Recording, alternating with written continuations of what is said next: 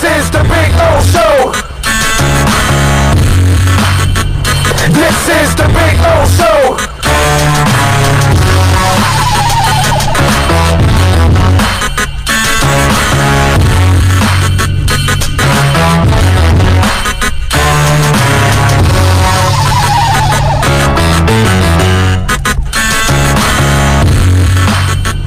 This is the Big O Show.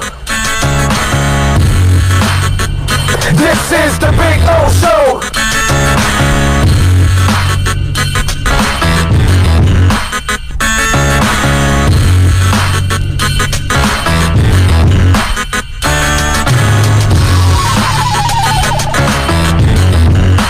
Alrighty, welcome aboard.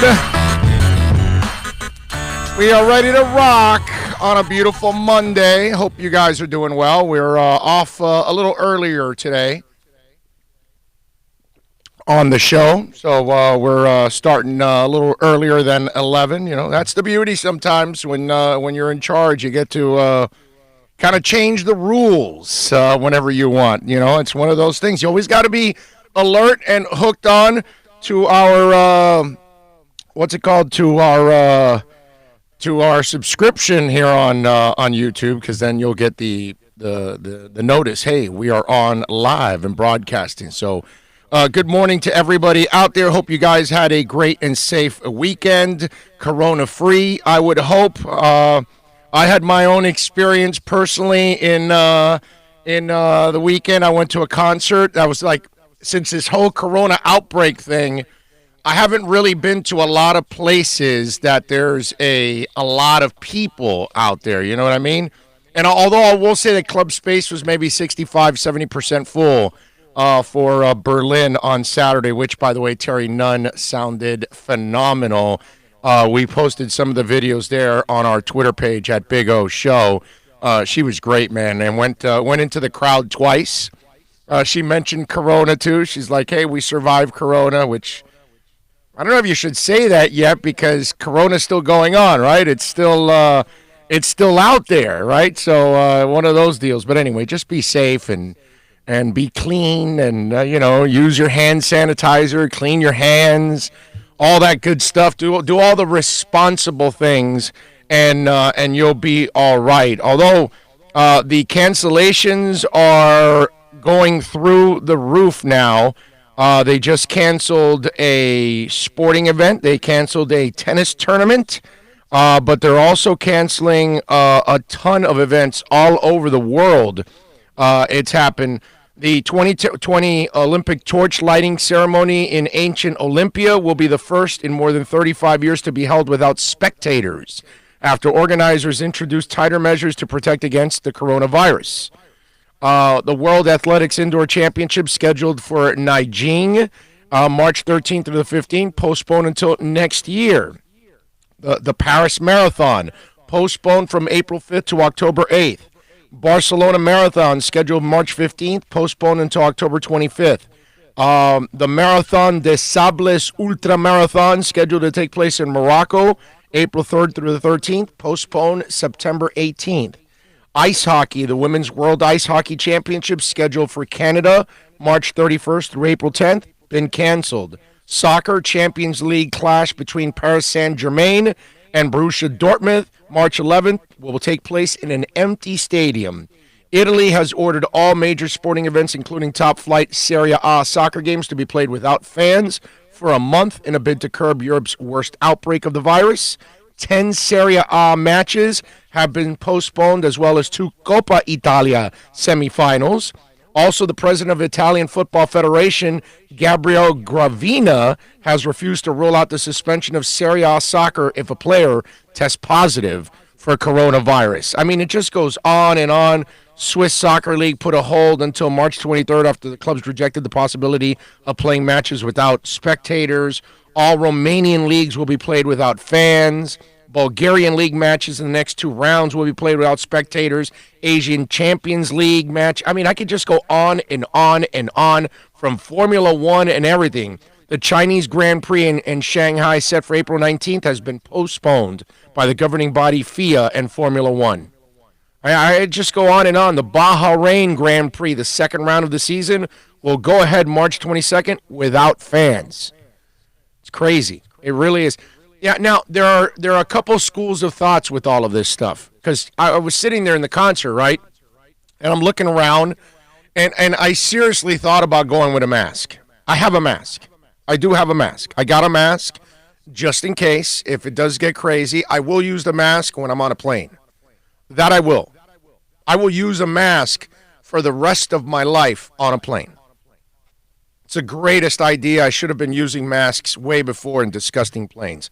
But anyway, nobody was wearing a mask at the concert. And then there's two schools of thoughts, right? We're overreacting, and no, it's not a big deal. And here's the other thing that people have to stop. Stop comparing it to the flu. I get this all the time on Twitter. Well, the flu's killed more people. The flu has been around for thousands of years. So it's been floating. The idea is we don't want other viruses to be growing and spreading also, because then corona becomes worse than the flu eventually. Then you've got two viruses taking over, and then that's what you don't want. It's not a matter of where the corona is now. The idea is you have to try to limit it as much as possible. And that's what you got to do by washing your hands, by using sanitizer, by staying away from people that are sick, things like that. Hey, fist bumps, man. No, don't shake hands. You have no idea the person you were shaking hands with if 20 minutes before they shook hands with you, they had their finger way up their nose and searching for a golden nugget. Okay? So you have no idea, right? So don't shake hands. Just fist bump. People will understand. They'll get it. That's all. No big deal. But it's just, it is a big deal, and you should take it serious. It's not a big deal because it hasn't spread to a point that it's really bad, but this is why we got to kind of overreact now so it doesn't spread and it doesn't become a problem like the flu, because if it does become as common as the flu, it will kill way more people than the flu does. That's the part that people aren't understanding, they can't get past. It's not a matter of overreacting that it's now. It's trying to overreact so it doesn't spread. Because once it spreads, then it makes... look what it's doing already, as it is. And when you read all of this, you wonder, are we really going to be in Vegas in a month? Are we? Well, I'll say this, man. If I'm a betting man, if things continue on the path that they're on, no. Right, exactly. And they cancel. Look, is Pearl Jam going to cancel their concerts? For sure. Here in home, out in California, the tennis match that they're all supposed to be at has been canceled. Yeah, Indian Wells. Exactly. Yeah.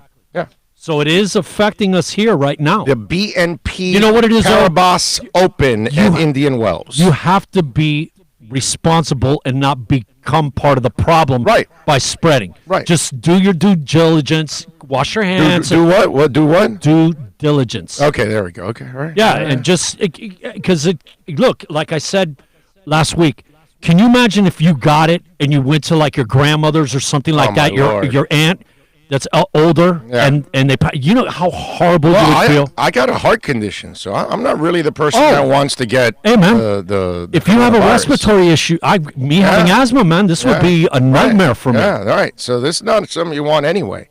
But it's not a matter of comparing it. Oh, no, the flu kills more people. Yeah, it's been around for 1,000 years.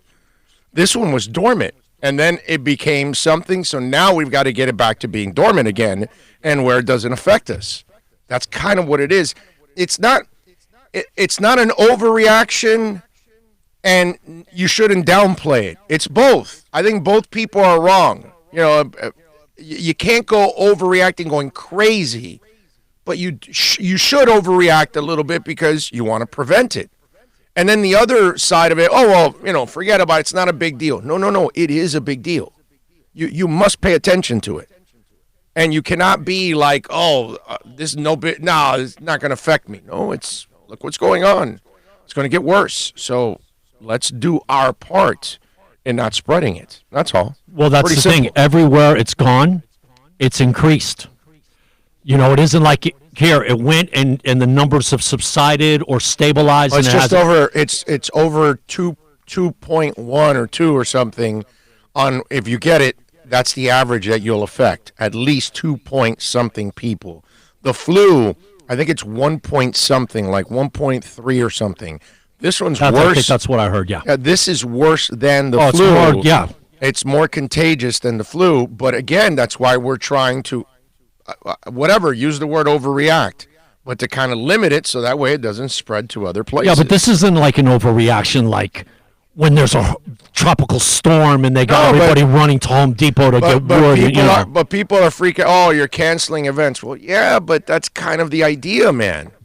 You got to do that so that way you have less people together where you have a shot at people sneezing and wheezing and coughing and all of that stuff. You know what I mean? I can't imagine right now the cruise industry has got to be taking like a major, major hit now at this point in time. Let's see what we got here. In the morning at 10:46, since we are early, plenty of people already watching. Edward Feliz is on. Thank you, Eduardo Feliz. George is chiming in. He says, I love and respect Armando Salguero, but today's news about Finns trading for Burrow seems like more posturing from Greer, Allen, and McKenzie. I don't know what you're talking about, trading for Burrow. I mean, dude, they got to fill time. They got to fill space, and you got to talk about all kinds of crap. Greer is not telling anybody, including Salguero, what's going on.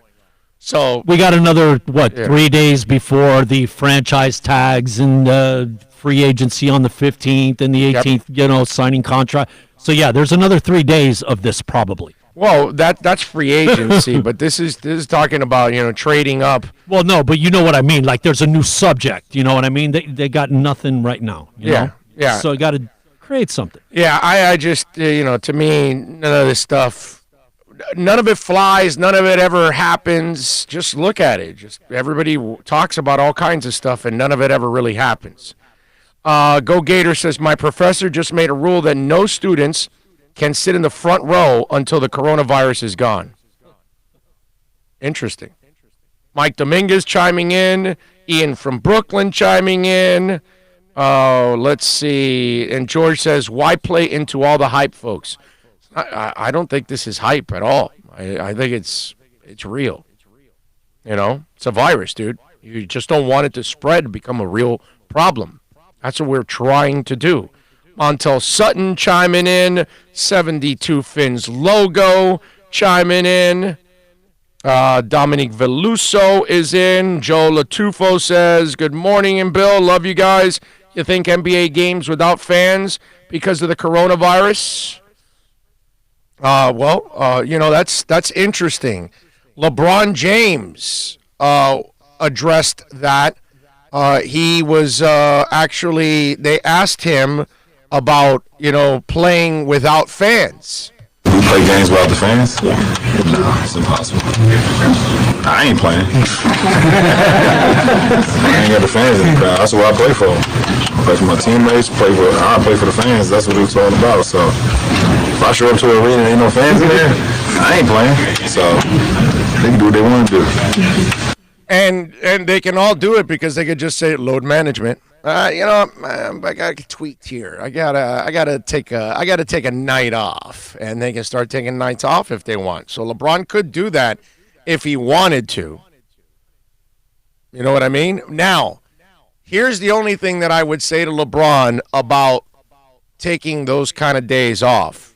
You have more fans watching on television than you do in the arenas. LeBron, if you're playing for the fans, I'm just saying, the replays on SportsCenter aren't for the people in the arena. It's for the people all over the world watching the NBA. Yeah, but then people on TV, watching on TV, don't have an impact on his up and go and the crowd. You know what I mean? Yeah, the no juices flowing. I get the no juices flowing thing is true. The atmosphere will be cut off, but You still have the fans watching on television, and Can you imagine hearing that's the majority of your fans. The bouncing of the ball, the squeaking of sneakers. Oh, you'll hear the coaches. You'll hear the plays called. Wow, man. You'll hear the announcers. That would be so bizarre. The announcers, not only will you hear them on television, you'll hear them echoing throughout the arena. I was going to say, yeah. You know what I mean? You're going to hear the whole thing. That's what would end up happening. You'd probably put the announcers up in a booth somewhere in glass just so they don't have to get in the way of the players, because the players normally don't have to hear them because the noise of the arena kind of shuts them down, I would imagine. Now they would end up like golf announcers. There he goes. It's LeBron James. He drives to the hole. He slams it. Wow, thunderous slam. So they'll probably do something like that. So it'll be, kind of weird. It'll be awkward, but you got to get the season in. Now, look, before the players, trust me, the owners want the fans in there because they're going to pay for parking, they're going to pay for beers and liquor, and they're going to pay for paraphernalia and food and all kinds of stuff that they buy at that arena. Okay? So that is something that I'm sure the owners more than the players want to see the fans in those stands. But again, what are you going to do? You got this stupid thing flying around, and it's spreading, and it's spreading. It's not like we're containing it. No, it's getting worse by the day. More and more countries, more and more states in our country get people get detected with coronavirus, and eventually, once you start having the people that are affected without travel, which it's happening, then that means it's now in the general population now. Okay? I mean, one guy up in Washington affected 9 other people, all by his lonesome. He affected 9 people. George says, wrong. Oh, do your homework on the virus. Pound for pound, it will not be a bigger killer than the flu. If it hits compromise, much worse than everyone else, as does the flu. It will if it spreads. It's more contagious, George.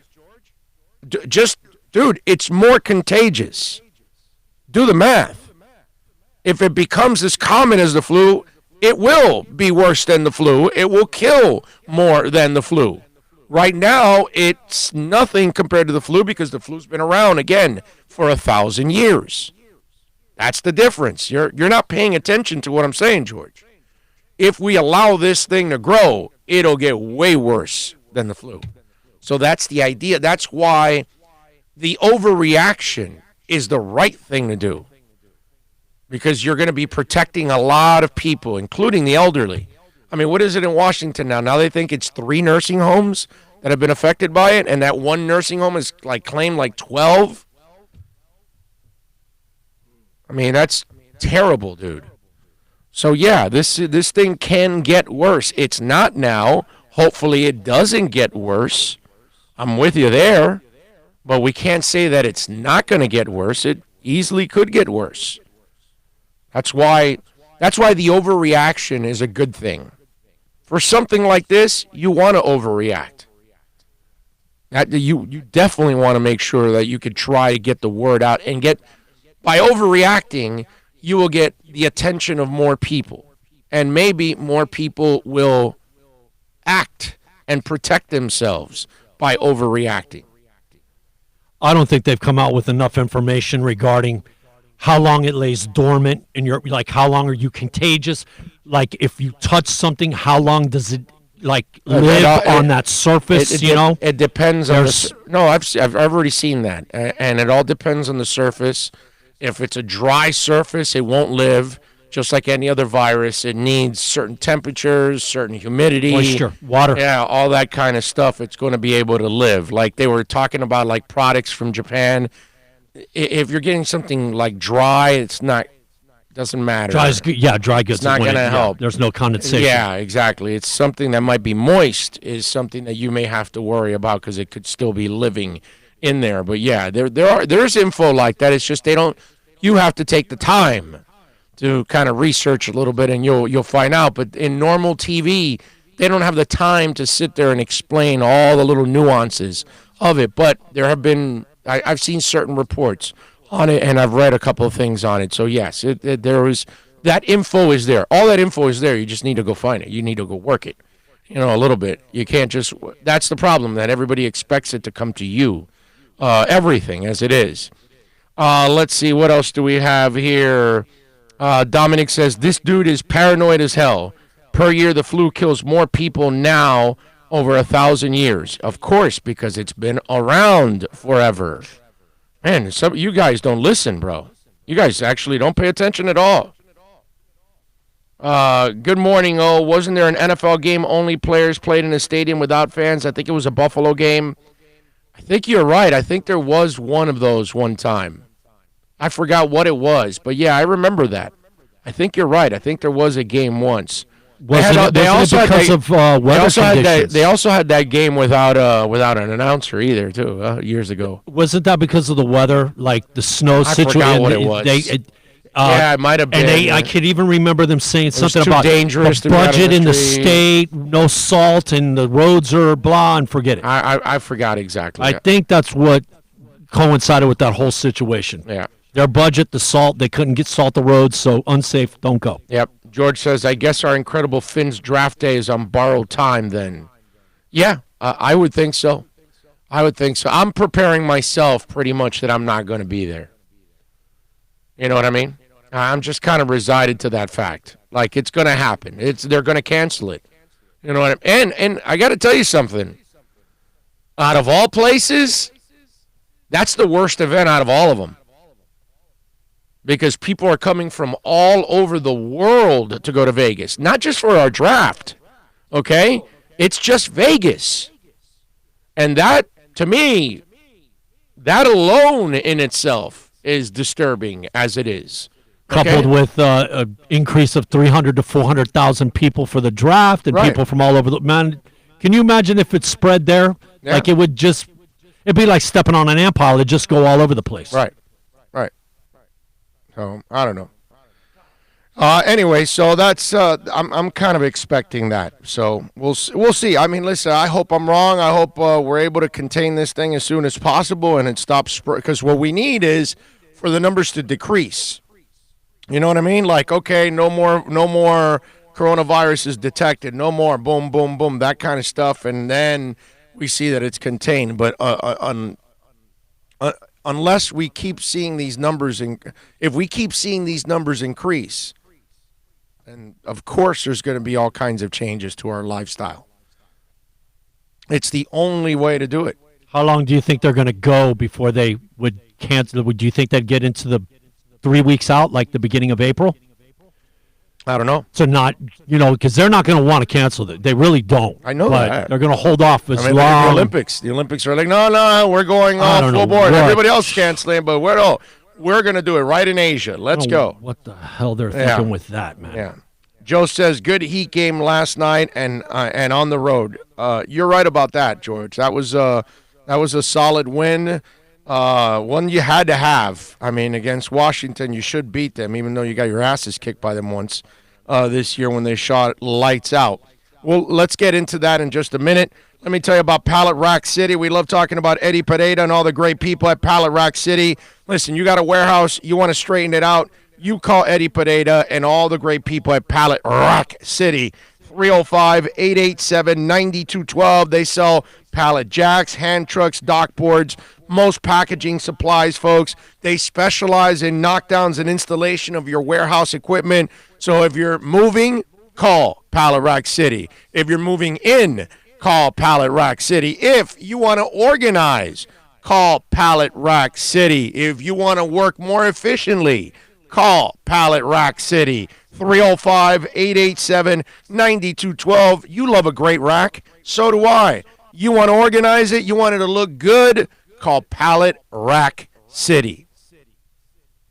Plus tax, tag title. It includes $8.99 dealer fee on approved credit. Offers end 11/10/19. Over 1,500 Toyotas are on the ground, and truckloads of new 2020 Toyotas just keep on coming to Eliminate all 2019 models. Toyota of Hollywood is holding the ultimate 2019 model year changeover event. Make us an offer. Any offer. When you can buy a Toyota at up to 50% less than the original MSRP when you and used. 50% less. Pre-owned 2019 RAV4, not $30,000, $19,775. Pre-owned 2019 Camry LE, not $26,000, $17,775. Pre-owned 2019 Corolla LE, not $22,000, $12,775. Pay up to 50% less at Toyota of Hollywood, the #1 volume Toyota dealer, based on total retail sales of new Toyotas in the Southeast region for 2014 to 2018 per SET on 441 between Hollywood Boulevard and Sheridan Street. Open till midnight.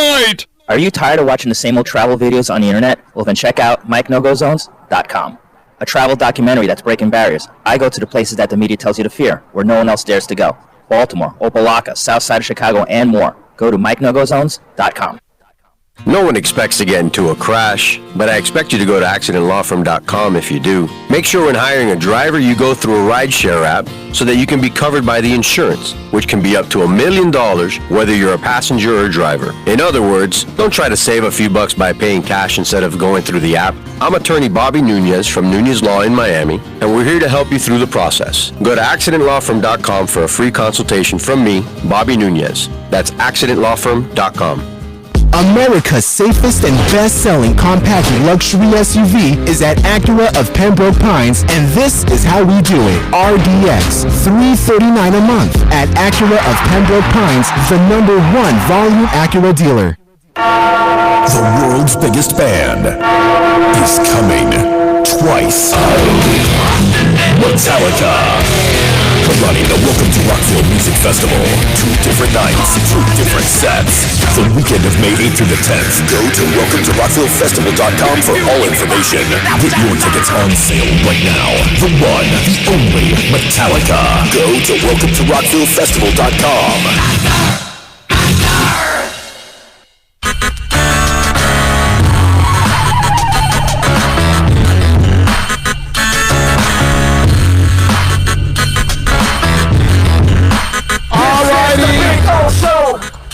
We are back.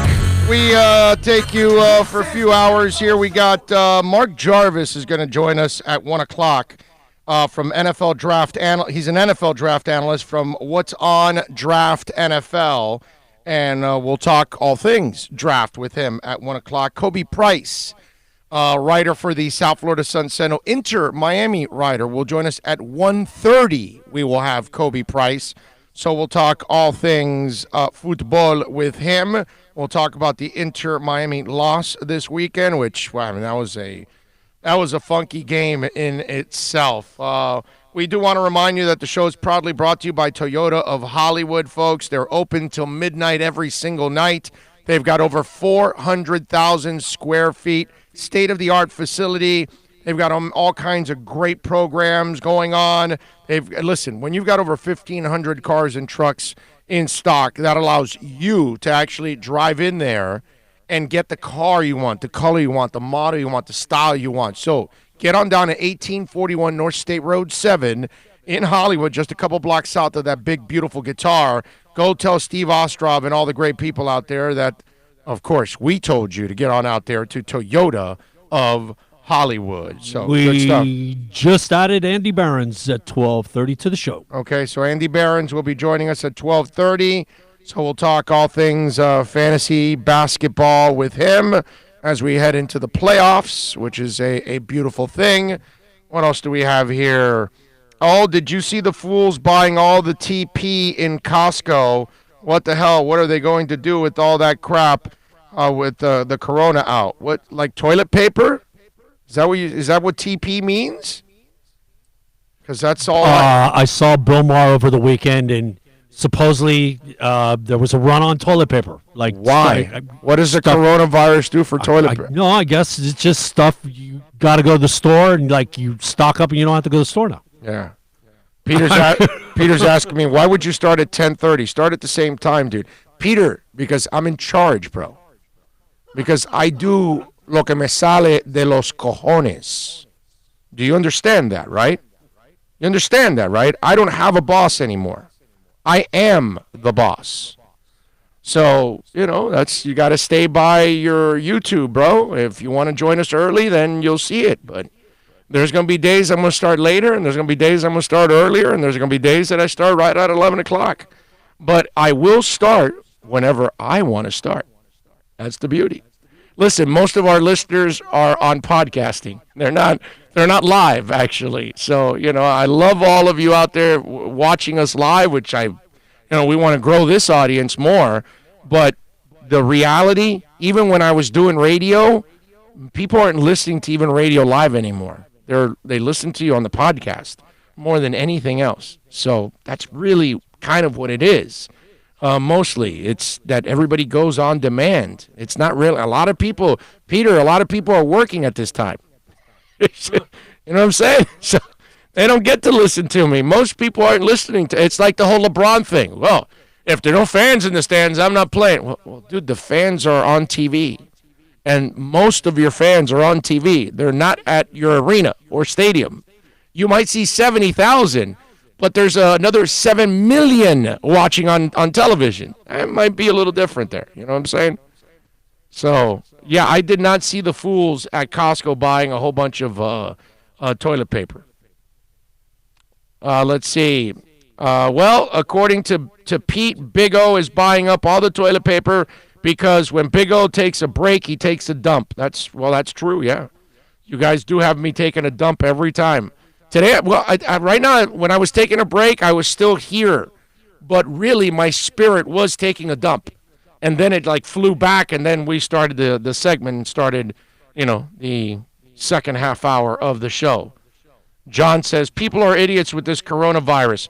20,000 dead from the flu in America, and 10 dead in America from corona. Where's the outcry for the flu? Again, John, you're missing the point. We know that the flu has killed more because it's been around for 1,000 years. The idea is not to let the coronavirus grow like the flu because it will kill more. That's why. And now you've got 2 viruses floating around. So you want to limit the corona so it doesn't spread and becomes flu-like. That's kind of what this is all about, John. A lot of you guys out there and ladies, you're not getting it. You're not getting it. The idea is to prevent this thing from growing. So we don't have to talk about it being worse than the flu because it's more contagious than the flu. Some of you out there, you're just not letting it actually sit in what this whole thing is, what the big picture is. You're looking at the small picture right now. We are blessed that it's not spread to the point that it could affect us even worse than the flu. That's kind of the idea. That's what this is all about. Okay, so have a Corona beer, not the virus. All right? So, good win by the Heat last night. It was, it was the opposite of the Milwaukee game. Okay? The other night when they were playing Milwaukee, okay, be honest, most of us probably thought they weren't going to win that game, right? Yeah, they got that game early in the season against Milwaukee without Jimmy Butler. Okay, everything went well. They're not going to do it again. I mean, Milwaukee's the best team in the conference, right? And so Miami goes into that game. Think about it. They can't lose it, right? Because if you lose the game, you're supposed to lose to Milwaukee. If you beat Milwaukee, wow, that is amazing because you weren't supposed to beat them.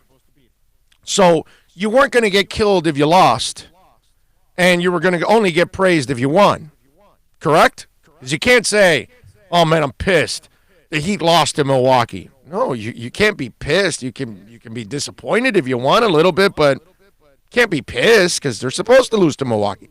Last night, you're going to get killed if you lose to the Wizards, and you get no credit for beating the Wizards because it's the Wizards. You get it? So it's kind of the opposite and all of that. The good thing is they went and won it. And I know midway through the fourth, whatever, when they fell behind, what was it, like 6, 7, 8 points or something? You're like, oh, man, this road stuff. And they had just lost in New Orleans on Friday night. You're thinking, okay, road games sucks on the road. And it wasn't like they were great last night either. they did enough to get the win against the Wizards. Duncan Robinson was his usual phenomenal self, all of that, and Bam Adebayo and Kendrick Nunn had a nice shooting night from three-point range. The sad part was watching Jimmy again get banged up and walk out years 3 and 4 of that Jimmy Butler contract. Anyway, we'll get to that. But the idea of winning this game, look, it's not a matter of we're going to sit here that we're going to be super impressed, but it was good for them to win the game because it was a road one. And again, not a great team. You're supposed to beat them. You're better than the Wizards. So what are you supposed to do? Win. That's what you're supposed to do. I mean, it is what it is. Last night, watching Duncan, 7 of 11 from three-point range. This kid, 23 points, 7 rebounds, 2 block shots. Duncan Robinson, you can't say what more can you say about this kid, right? I mean, Kendrick Nunn has been a find. He was 4 of 9 last night from three-point range, 18 points, 5 rebounds. Tyler Hero, I know he's been out for a little while now with the injury, but he's been a great first-round pick for them. The shooting has been absolutely lights out. But the shooting of Duncan Robinson, I mean, this is one of the 3 best three-point shooters in the NBA. He is the best shooter probably in a three-pointer in the NBA. I don't know if you saw this, but they are the number 1 team in 3 points baskets in the NBA at 38.4%. Thanks to Albert Namad, by the way, who posted that fun fact on Twitter. Heat are now number 1 in the NBA. If you take out Robinson, they drop from 38.4 to 36.3. So they drop 2.1% if you take Duncan Robinson out from that one, so from that equation, which is interesting. But nice one, Duncan. I mean, I what more can you say about this kid? Fun to watch, man. Fun to watch grow. A guy that barely played last year, was more a Sioux Falls player than he was a Miami Heat player. And he comes out this year and becomes the best three-point shooter in the NBA. I mean, that's just nuts, dude. This guy's going to have 300 threes at the end of the year when it's all said and done. Do you know how fun it must be for Duncan Robinson? Like, kid, you've got the green light. This is your first full year in the NBA, and your head coach is telling you you're not shooting enough. Just shoot more. More. Every shot you get, take it. Doesn't matter. Think about that. You just got into the league. You're just establishing yourself, and you have more freedom than most players in the NBA that you don't have to apologize. If you miss, you don't have to question it. There's no doubt. You have your coach, your players, your teammates, that is. Everybody wants you to shoot. And hell, I mean, you want him to shoot. I want him to shoot. You have immense confidence in that kid already. Think about this. He has barely been in the NBA. And we treat him like a 10-year veteran, and we've been watching him shoot threes like Steph Curry in his career. That's the way we treat Duncan Robinson. You never question a shot that he takes. It could be 2, 3, 4, 5 feet behind the three-point range, and if it misses, you're like, whatever. Let it fly. Yeah, you're like, you don't say, oh, bad shot by Duncan Robinson. No, because the second the kid walks into the arena, he's open. Like right when he comes out of the locker rooms, the second he walks into the arena, just hand him the ball. He's like probably 55 feet away, and it'll be all nothing but money from there. When he's checking in from the bench, you can pass it to him. He's already open. And you will never question any of his shots. Remember how we grew up in a different NBA. That, like, when you took a three, okay, but if you took a three a couple feet behind the three, you're like, hey, dude, what the hell are you doing? You know, you're like, come on. Crazy. Now, step up to the line, buddy. Now it's like, come on, man. Now you're like, it's normal to watch guys come up 3, 4, 5 feet behind the line and just jack it up. And it's not just a Duncan thing. You just don't question it. Like Trae Young can shoot it from half court. And I mean, you saw LeBron. LeBron did it a couple of times over the last week where he's just walked up a couple of these big games and just jacked up a 30-foot three like nothing. Did that on Zion just to prove a point. Yeah. Come on out here, buddy. And that's it. So that tells you all you need to know about what this league is like. And that kid has got the green light of all green lights on that team. And you'll never question it. I think Tyler Hero, too. Like Kendrick Nunn, that would be the one guy that, he's got the moxie and he's fearless and all that, but he is streaky. So if he shoots a couple of them, you're like, Kendrick, come on. But when it comes to Duncan Robinson, no way, dude. No way. You just you're good. Okay. I'll tell you what, the sequence I loved. About 6 minutes left in the game, we were down, and we went on that 17-3 run, and you had Nunn hitting that three. I think it was like at the 5.5-minute mark. Bam got a foul, got knocked down, got up. Jones Jr. with the block in the paint. Yeah. Man, that little 3 or 4 minute sequence, all the young guys stepping up. Robinson hit a three. It was like the babies are growing. Yeah, definitely. I mean, that was really, really cool to watch. And again, it's just, and they're young. I keep telling you this. I've repeated this over and over again. This is why we've had these things. This is why you beat Milwaukee and then you go lose to New Orleans. You know what I mean? And then you struggle really against Washington. You halfway through the fourth quarter, we're all sitting there going, "Oh no, here it goes again. They're going to lose this game." That kind of, because they're young, man. They're young. That's all. It's just this is a great season for them. Doesn't matter really how it ends, but it's just kind of what goes with the growing pains of having, a young team. Now, on the flip side of all of this, last night Jimmy Butler left with a toe injury. Because apparently we find out that he tweaked an ankle, and overcompensating for the ankle, he has caused the toe to get injured.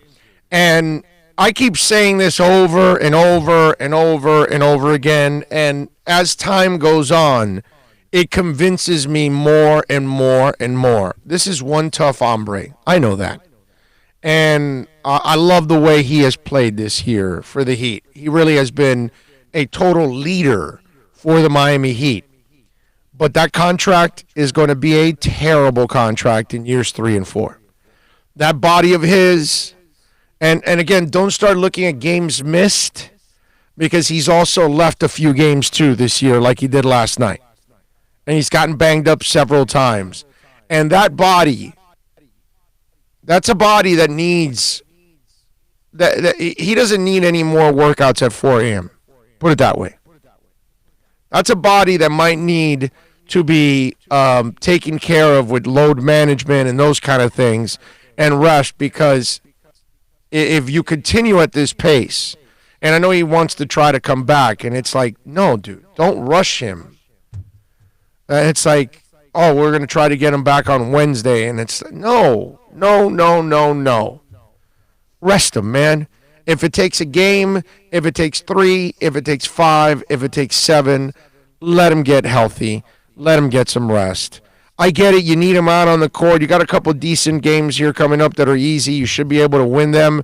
But my point is, you better start taking care of him, because if you can get that star next year, and kudos to Bam working on that star, wearing that Beal jersey after the game. That was nice job. If you can't get the Greek Freak, then go get Beal. I get it. Nice job by you there, Bam. So you need that star for next year, because if the star ain't coming till 2021, by that time, I'm just telling you, I just think Jimmy that contract will be more of a burden than anything else. Not going to be good. It's you can see the writing on the wall with the guy. There's just too many times he's nicked up, and you can tell that body has been burned out by Tom Thibodeau. Interested to see what kind of an attack we go with toward the end, especially with Jimmy, and how fast we get tired. Have you looked at the standings, man? We're 1.5 games behind Toronto. Yeah. I mean, and if we they've get the 2 seed, they've got a bunch of play, breaks now, man. They got to take advantage of it. If we were to get the 2 seed, let's say, the way we play at home, this bodes well for us possibly getting all the way to the conference finals. Possibly. Oh, I don't know about that. I got to see. This Asking too much on a 7. They can't play on the road, so there's no way that they'll get there. Peter says, don't be soft. They'll go to the draft, or I'll call the show the Big Ho Show. Hey, man, if they cancel it, there's no reason for me to go. That's my point. If they don't cancel it, I'm going. But if they cancel it, I'm not going. I mean, what am I going to do? John Ross says, you won't stop the corona. It's here to stay. Well, if it's here to stay, John, then that's bad. Because if it starts to spread, it's going to get worse than the flu. And that's what you're trying to avoid. So if that's what happens, let's see. What else do we have? GPP Central says, what's up, everybody? Fins up. Just got in, hoping I missed nothing special.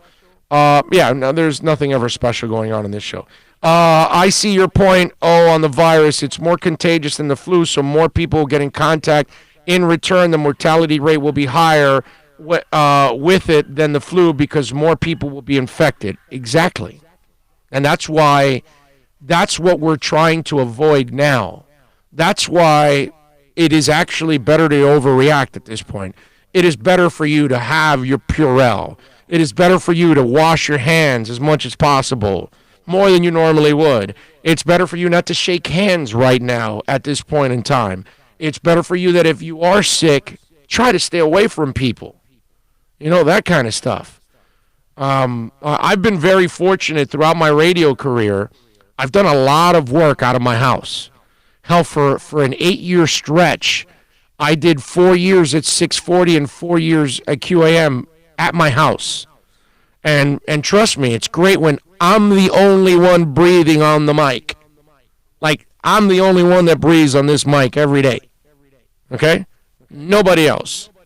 But at radio stations, you walk in and everybody, like I would never even touch the keyboard at the radio station.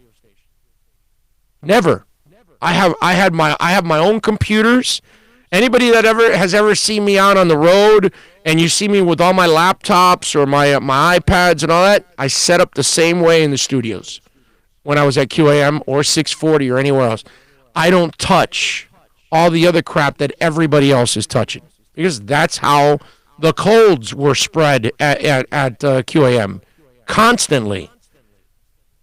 Yeah. So I'd like to get my own mic screen and all that.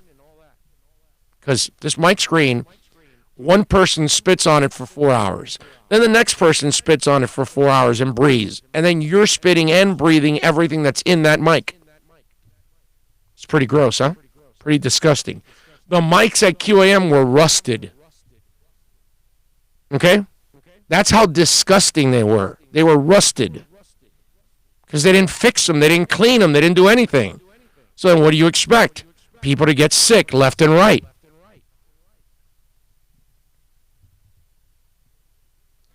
Anyway, so let's see. Big O, I hear an echo in your part.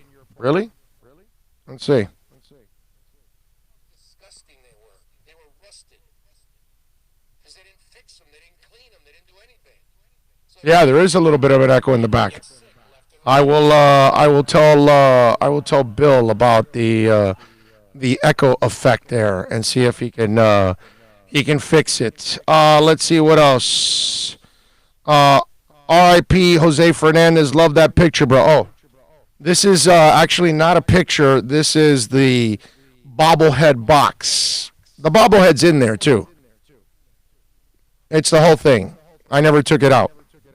Collector's item, man. Keep it nice and clean in the box. There you go. There's an echo, by the way. Why not enjoy the ride with Jimmy now and not plant seeds on everybody's head that this is a bad contract? Mike, because I speak the truth on this show. I'm sorry if you're a little too sensitive and you can't handle the truth and you don't want to hear it. Are you that guy that wants to avoid the truth at times? Is that all it is? So you got to be a fan and oh, please don't ruin the moment for me.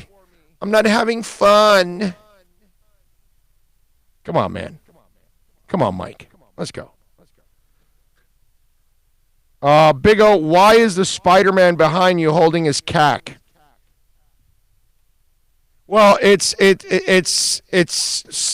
different. See, you're supposed to like hang it upside down because he's really holding on the rope, which you could call his cack too if you want to go that way.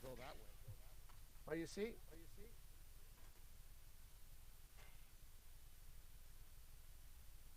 That's how you're supposed to. Like I have another Spidey that's hanging upside down in my studio, and see. So it's not really that he's holding his cack, but he's holding the what's it called, the string or the rope.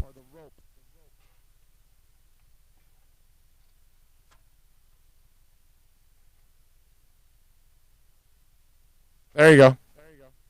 So there you go. Cack, rope, whatever. You got a cack thing there, Peter. What else do we have? He's about to shoot some webs. Big O, Joe Rose mentioned again how you clogged toilets at the old studio. I don't know what he's talking about. You mean the Joe Rose that walks in and just sits on toilets and doesn't like put any paper or anything like that? You mean the Joe Rose that just talks? Because you're in the bathroom, right? And Joe walks in, and you're in the urinal. Joe will walk in, and he'll walk into his stall, close, and sit right down. You know he didn't take any time to put any paper whatsoever on the toilet. So he just sits right on the toilet no matter what's on that toilet. Okay? Then he starts talking while he's taking a dump. Okay? Yeah, that Joe Rose? Okay. I noticed that once. I was like, dude, that's disgusting. You don't put anything on the toilet? You just walk in, close the door, sit right down? Damn, that's gross. So there you go. You can pass that on. The guy that has a conversation uses no hygiene whatsoever in there. Just walks in, closes, and sits right down, dude. I was like, damn, that's nasty. That's not. Do you sit on public toilets? Of course not. Right? You put some paper, right? It's like a wad. Yeah. We need spacing from that seat. My man doesn't put a damn thing. Just walks in and sits right down.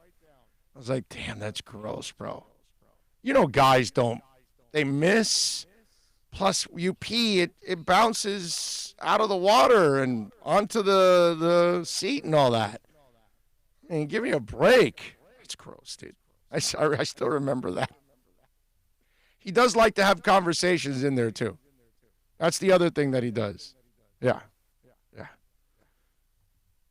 So, there you go. I don't know about stuff. I never stuffed anything, but, I mean, listen, if I haven't been there like in a year and a half.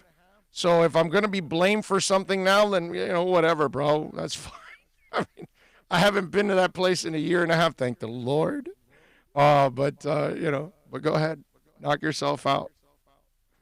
What else do we have here? I just face mask. What? 5 face masks from my job. I work with sawdust. I would think those face masks can be used for the virus. Yes. Well, most of those masks that people are buying are dust masks anyway. So, yeah, you can. The dust mask you can use, and it's smart. John Ross says, Joe says you stuff the toilets with your dumps and wipes. All right. Well, I mean, it's fine with me. He can say whatever he wants. Let's see. Joe Rose going to end up with that coronavirus sitting on. Yeah, he sits on right on the toilets, dude. Nasty, bro. Nasty. My man does not do anything. Just boom, drop the shorts, sit right on there. It's amazing. And then the conversation. Let's see. Big O Show. Ty from the Bronx says, can you talk about building a championship defense and power running game again in Miami, Big O? I mean, I don't know what else to say, my brother. There's not much I can say on that. You just got to make the investment now. And I think they will. That's why they added Dieter last year. Hopefully he grows this year a little bit more.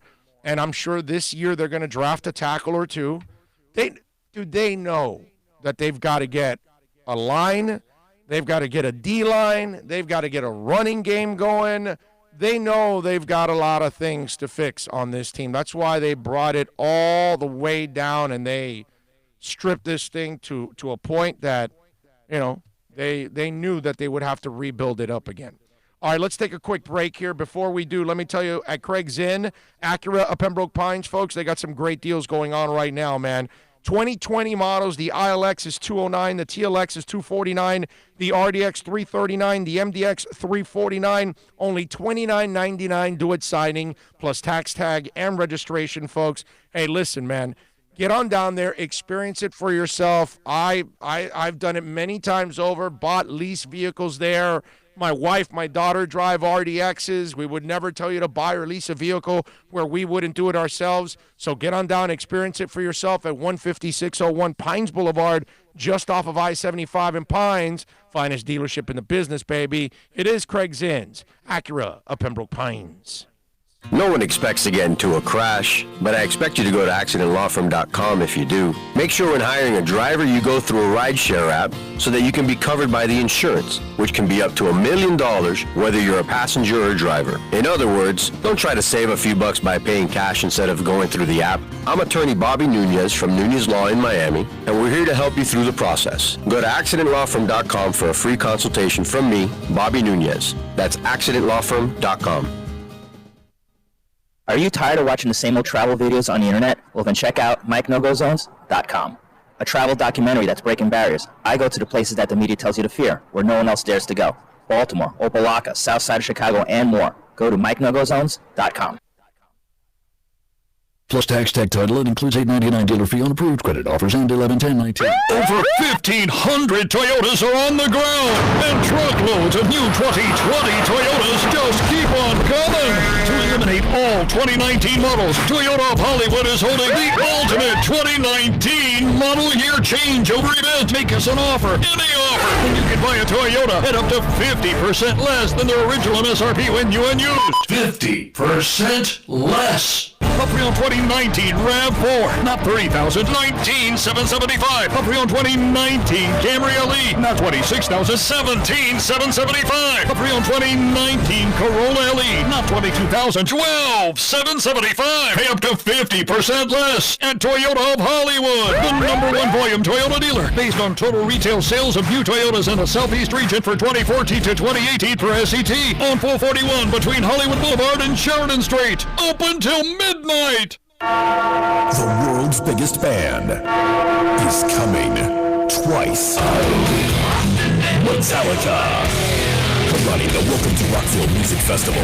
2 different nights, 2 different sets. The weekend of May 8th through the 10th. Go to welcometorockvillefestival.com for all information. Get your tickets on sale right now. The one, the only Metallica. Go to welcometorockvillefestival.com.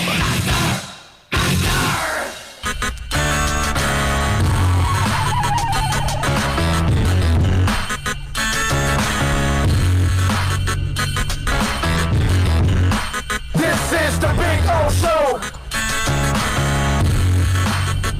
This is the Big O Show. This is the Big O Show.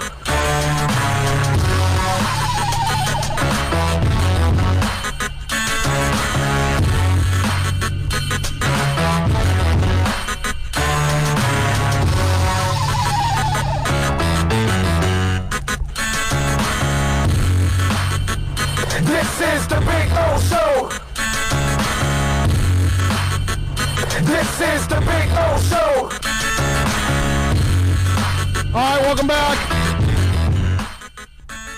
We take you till about 2-something, somewhere around that time. Mike Monaco from the Bronx says, not being sensitive, just saying, instead of bitching about his contract entail, you're being sensitive. Enjoy the games. We don't know in year 4 of his contract, maybe the cap goes up and he's playing at an Iguodala, what else you put here? At Iguodala's level at that age. It's still not worth $40-something million, my brother. And I am enjoying the games. I'm just stating a fact that I believe that contract's going to suck in years 3 and 4. I can do both, bro. I can enjoy the games and talk about what's happening down the line. Okay? Because the idea is to win a championship. I don't know if you know that, but that's the idea. Okay? Oh, you look like Lloyd Christmas with that haircut. So you want me to get my hair long again? Let's see. What else do we have here? What else? One guy says 560 sucks without the big O. Appreciate the love, my brother, but I don't miss anything about 560 at all. This has been the best 7 months I have ever had in radio in a long time, since maybe working with the Beasleys. About the only company that I really actually enjoyed working with, and people that I enjoyed working with. I think the Beasley company they were actually really good people.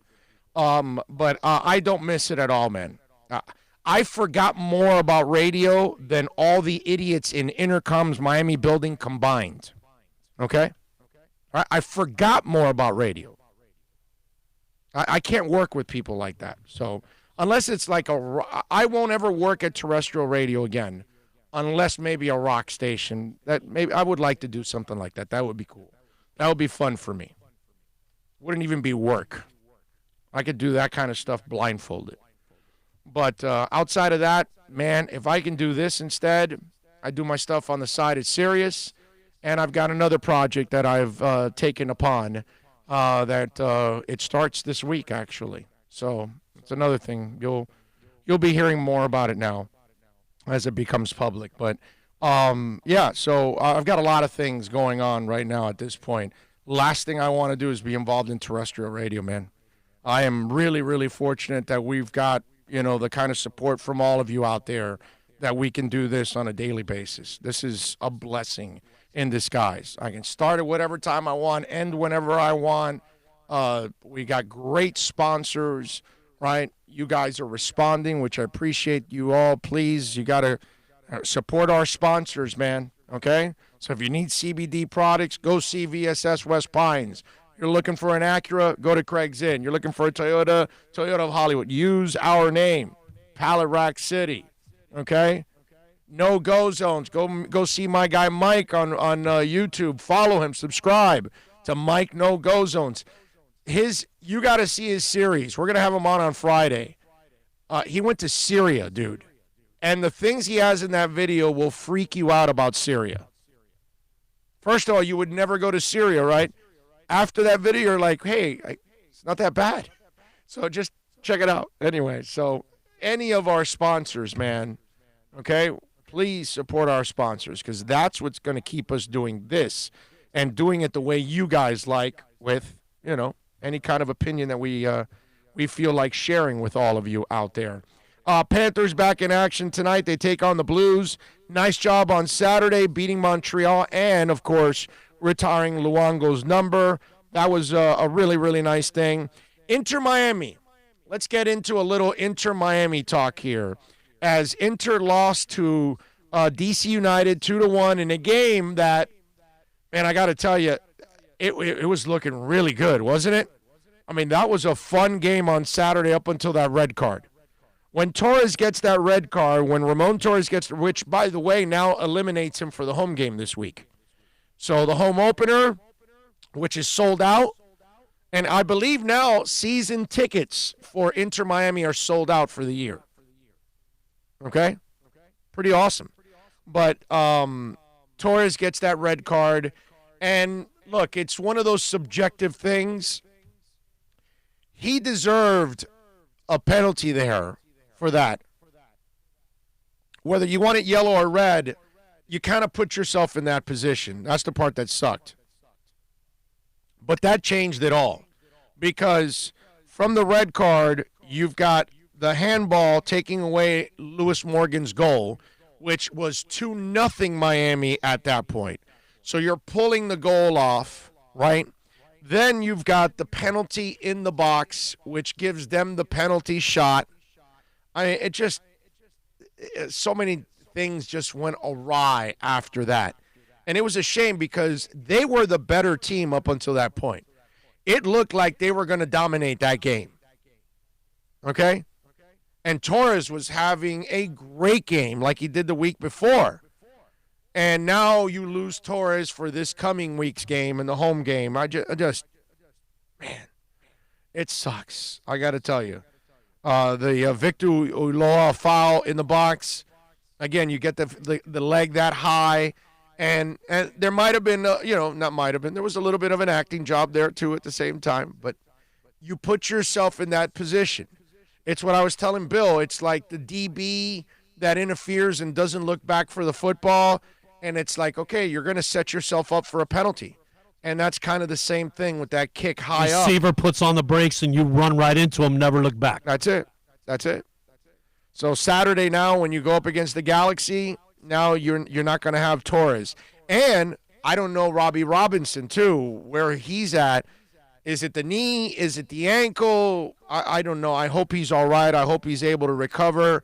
Let me tell you something. Robbie Robinson, as a first-round pick, has looked absolutely fantastic. He looks the part.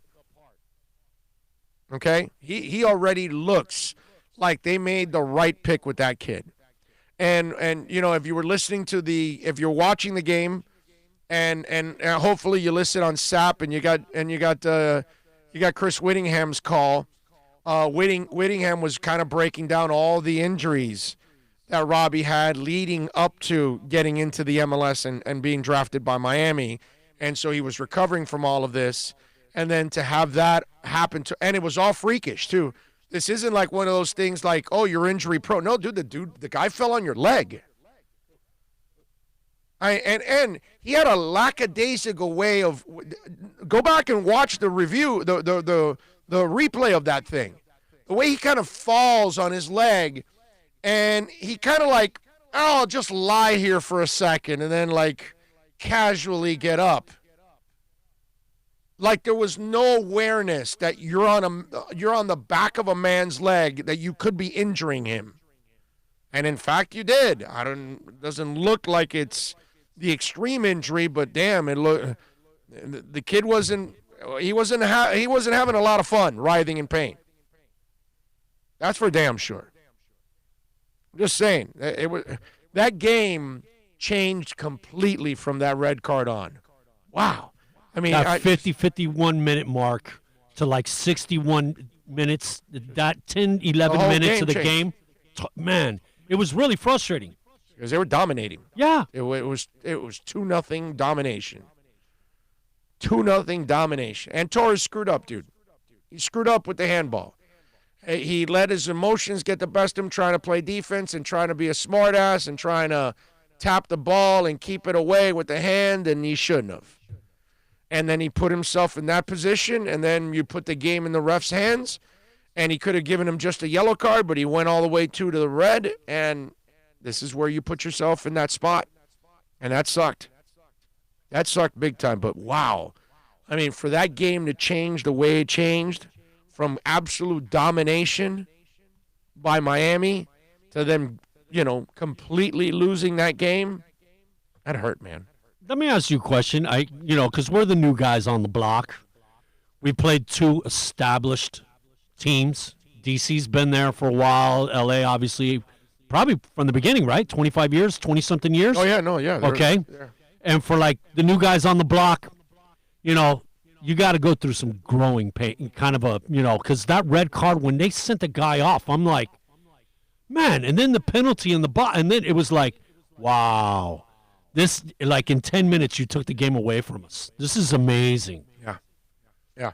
Is there any of plus the fact that do you think maybe the league, because we've said, there's a limit on three guys? We're going to get all three. No. They gave them 18 games to be in national television. They want this team to succeed because it's got an international brand, right, that most of the teams don't have. So because of Beckham, it's just bad luck the way things have worked out. But here's where I would spin it for any fan out there, okay? DC Priest has coronavirus. Whoa, what is this? Let me see. Let me see something here a second. Something came across the wire. DC Priest has coronavirus. He offered communion and shook hands with more than 500 worshipers last week on February 24th. That's what we're talking about, folks. That's what we're talking. That's how you spread it right there. Right there. Boom, boom, boom, boom. And here's bread for you. And you just kissed your hands. Well, I guess, I don't know if you're Catholic, but, obviously me going to Catholic school, now let's offer each other a sign of peace. Everybody's standing in church with their hands behind them. No, I ain't shaking your hand. There you go. There you go. That's what they're trying to do right there. Now, this is where I would spin it for you Inter Miami fans. They gave the best team in the league or second best team in the league everything they could handle and lost 1-0. They were dominating DC on Saturday until what happened with the red card and the penalty in the box. So they have played 2 games. Stock trading, by the way, halted as markets plummet on coronavirus fears. Wow. Stock market trading halted. Okay. So that's what I would tell you, that if you're a fan and you're frustrated, which you should be frustrated, and I'm frustrated like everybody else, but there's a part of me that's like, okay, this coach has only had these guys on for a couple of weeks. They're playing pretty well together. They don't have their 2 biggest stars yet that they haven't signed. They're not healthy yet, okay, because Julian Carranza is still injured. And when you get him back, then at least you've got a whole healthy squad, and that's another forward that you can use. And they just lost Robbie, and I don't know how long Robbie's going to be out. But you think about this. I could make an argument they might be 2-0 right now. And, yeah, they're 0-2, but they're right there with all those games. So be patient. This has a funny way of coming back around again. And hopefully down the line you get a break or two in a game that you weren't supposed to win, and you do win. A little karma, a little balance. So patience, okay? That's what I would tell you. Patience, hang in there. Inter Miami's doing pretty damn good overall. I really like what I'm seeing from Inter Miami right now. All right, 786-322-1105. If you want to get in on the accidentlawfirm.com text line, that's 786-322-1105. If you want to get in on the accidentlawfirm.com text line, you can also reach out to us on Twitter. That's at Big O Show. Follow us there as always. That's like a 24-hour talk show. And, of course, if you're watching on YouTube, give us the thumbs up. Share the YouTube link with a friend, okay? Pass it on to a family member. Pass it on to a coworker. Share it on Reddit, on Facebook, on Instagram, on Twitter, anywhere on social media. Share that link and get more folks tied in to what we're doing every single day here on the program. I see this story about Barry Bonds. Now, this is one of those stories that I don't really have a lot of tolerance for it. Let's put it that way.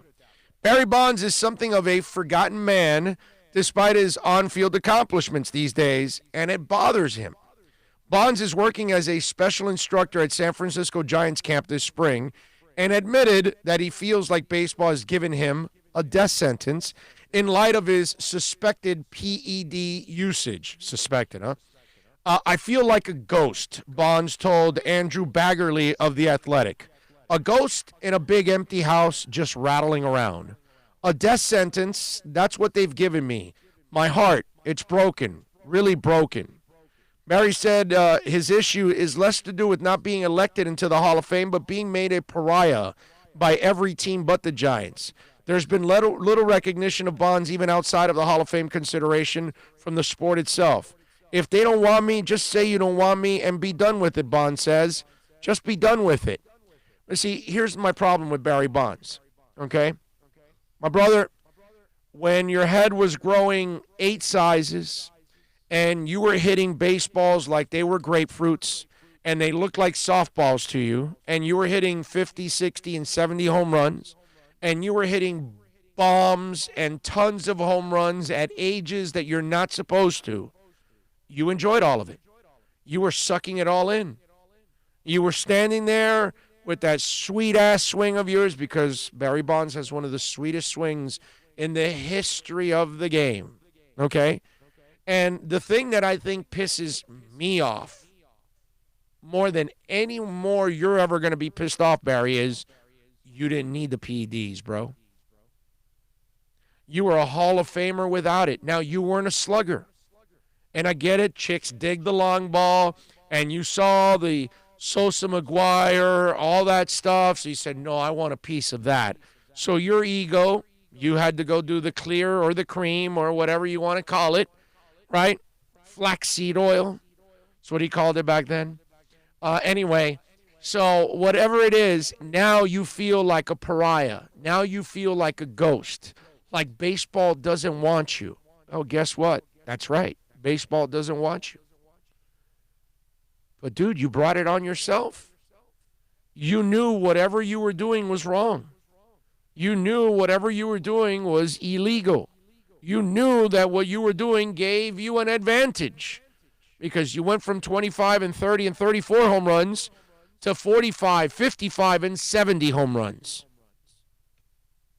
So now that you got caught, now that everybody knows you cheated, now that everybody knows that they don't want you in the Hall of Fame, now your heart is broken. But then, when you were a player, because I was a beat writer and I was a reporter, and guess what? I was even working in San Francisco when you were with the Giants. And I remember actually walking into those clubhouses and talking to all the players except for Barry Bonds. Barry didn't talk to the media because he took a nap during that time. So you wanted to be a first-class a-hole to anybody and pretty much everybody you met. Okay? You wanted to cheat. And you knew that you were cheating. And you knew that you were getting an advantage. But you did it anyways, dude. So now you want to be forgiven? Now you want people to forget it? And you treated people like garbage for many, many, many years. And now you wonder why people are treating you like garbage for many, many, many years. I have no sympathy for Barry Bonds. I have none for that coward named Mark McGwire. I have none for Rafael Palmeiro. In fact, I have sympathy for Rafael Palmeiro in one sense. The poor man needed help with both his bats. He had to do Viagra for one bat, and then he had to also do PEDs for the other bat. And then he had to wave his little bat to Congress and say, no, I never did any of that. And then you got busted. I don't have an ounce of sympathy for Sammy Sosa, for any of these clowns. They wanted to alter the game, right? Well, you chose your path, my brother. You wanted to cheat. And it wasn't like a one-time thing that you tried. No, you were like the Astros. You kept it going. Cheating is wrong. But let's say you did it one time and then you know what, I'm not doing it again. At least you caught yourself. I give you a break. You policed yourself. You didn't police yourself here.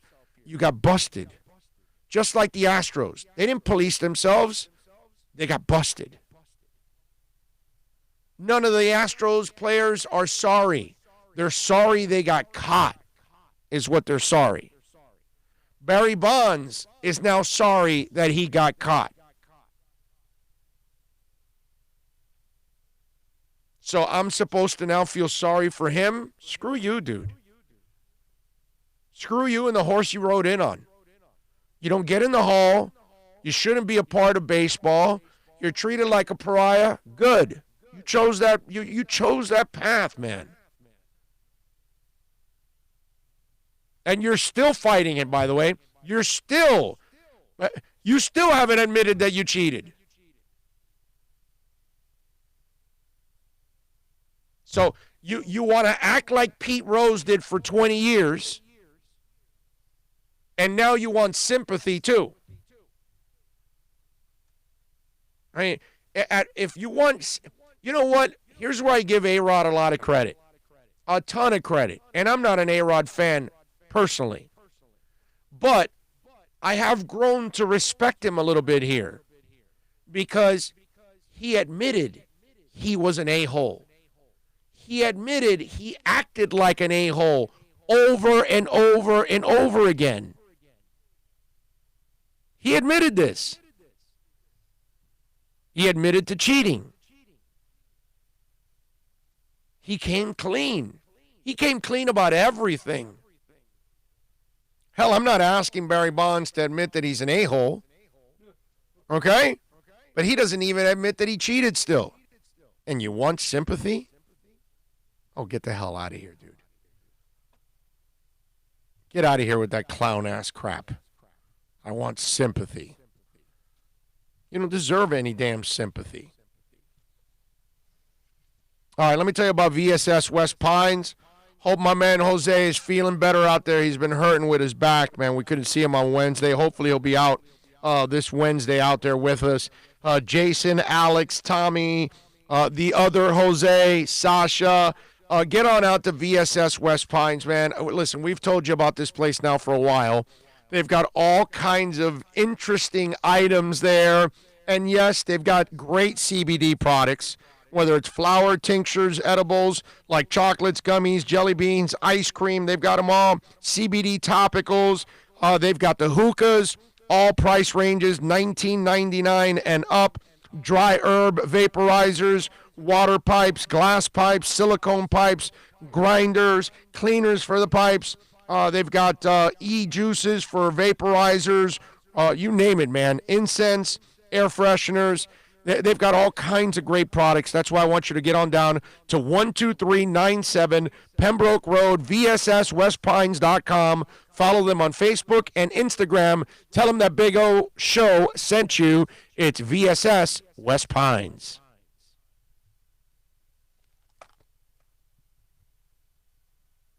Pembroke Pines, and this is how we do it. RDX, $339 a month at Acura of Pembroke Pines, the #1 volume Acura dealer.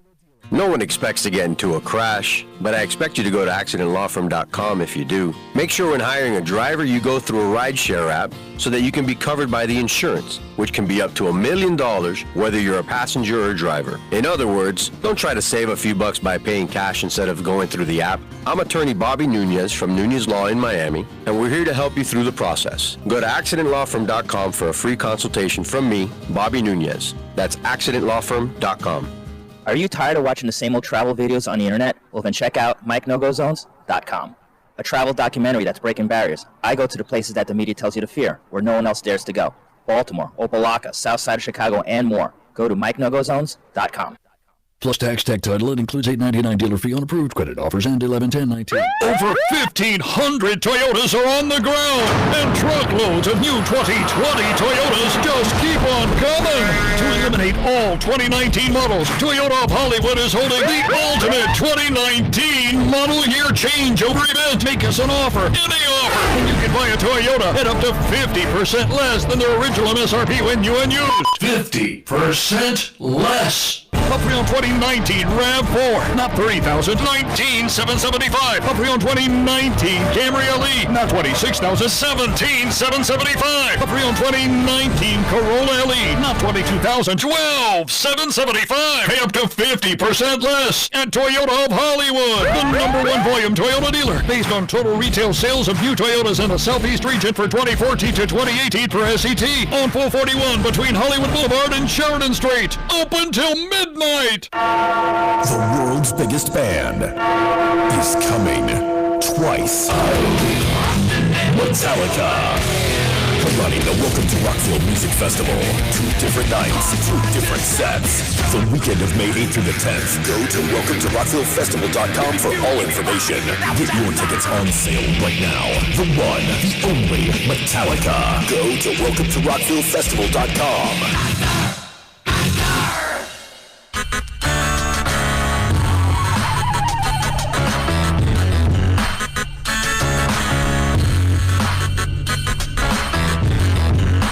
This is the Big O Show. This is the Big O Show. This is the Big O Show.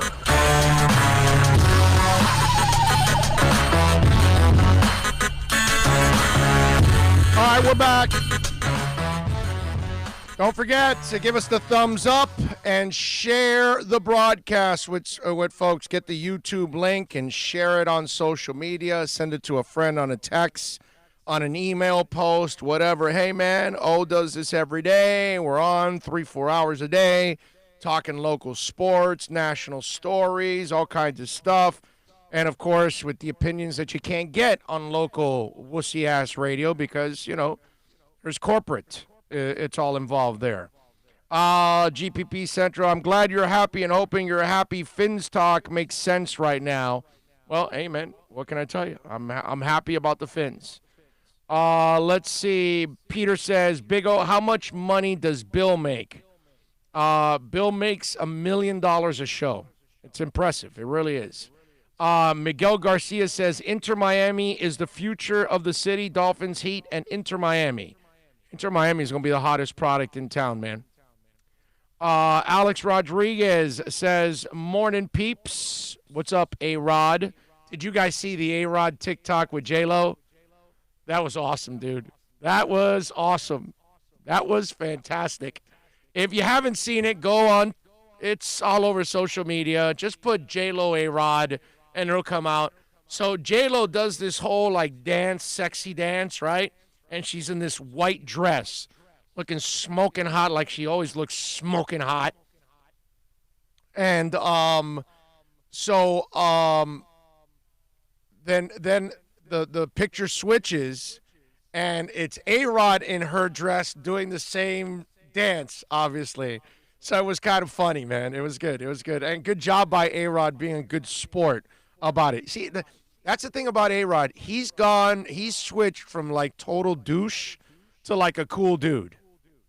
Because he was a total douche. Like a complete douchebag. Like, if you looked up the word douchebag in the dictionary, it had A-Rod there. Now it probably has, like, Johnny Manziel or something. Let's see. Flipside Fishing saying, what's good? GPP Central, that's how you spread the scared tactics into all of those who have health insurance to start getting healthy insurance. Great way to scare people. Okay. Bromar Smelly says, you blocked me on Twitter. Can you unblock me?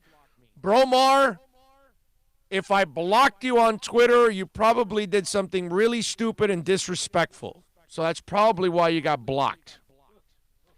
Bromar, do me a favor. Send me exactly what your Twitter handle is, and I will give you a break on there. Okay? All right? Post it here on YouTube right now. What is your Twitter handle? And I will go to it. And remember, I have, like, there's probably over 1,000 people that are blocked over the years. I don't unblock anybody. Okay? Like, when I block you, you're done. Okay, more often than not, I've unblocked, like, maybe 2 people in 10 years that I've been on Twitter. I don't even know if it's been 10 years yet on Twitter, but whatever. Close to it. And I don't really unblock a lot of people, but you're here, you're watching. I'll give you a break. Send me what is your Twitter handle, and I'll search for it, and I'll unblock it. Okay? but don't be an idiot because I'll block you again. All right? Cheyenne Moore says Bonds went from Arsenio to John Coffey overnight. What else do we have? Doug Anderson says, he's talking to somebody else. Go Gator says, I'm surprised you picked Manziel over AB. Oh, that's a better one. Yeah, AB is. No, but you know what? No. Let's go. Manziel is a douchebag.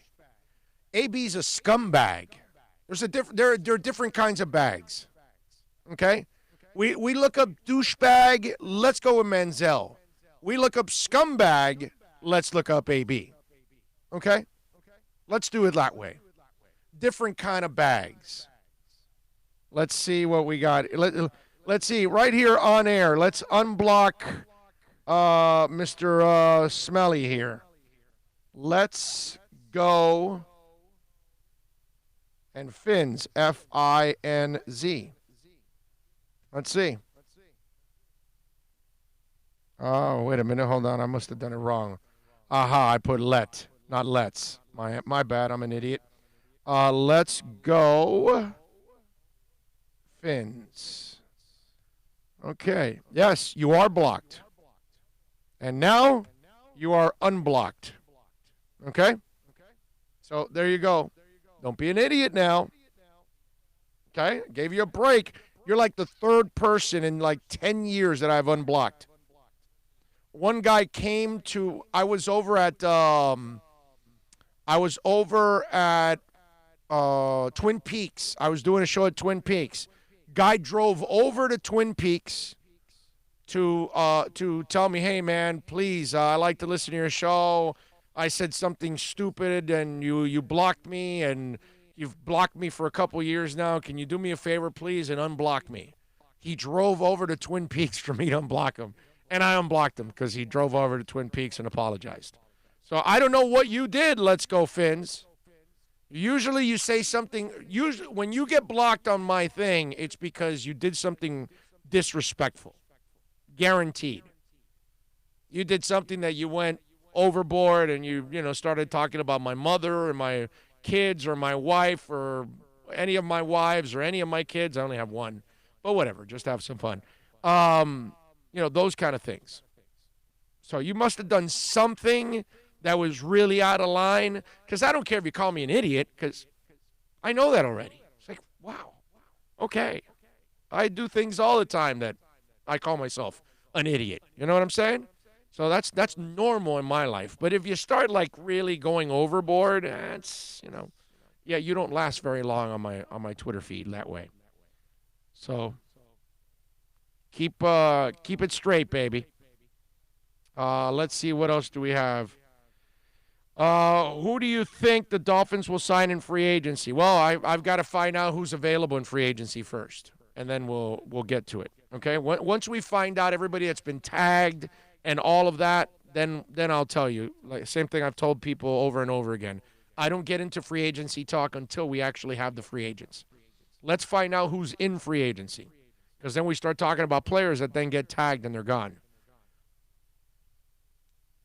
Okay, so apparently Britain's coronavirus death toll now has risen to 4.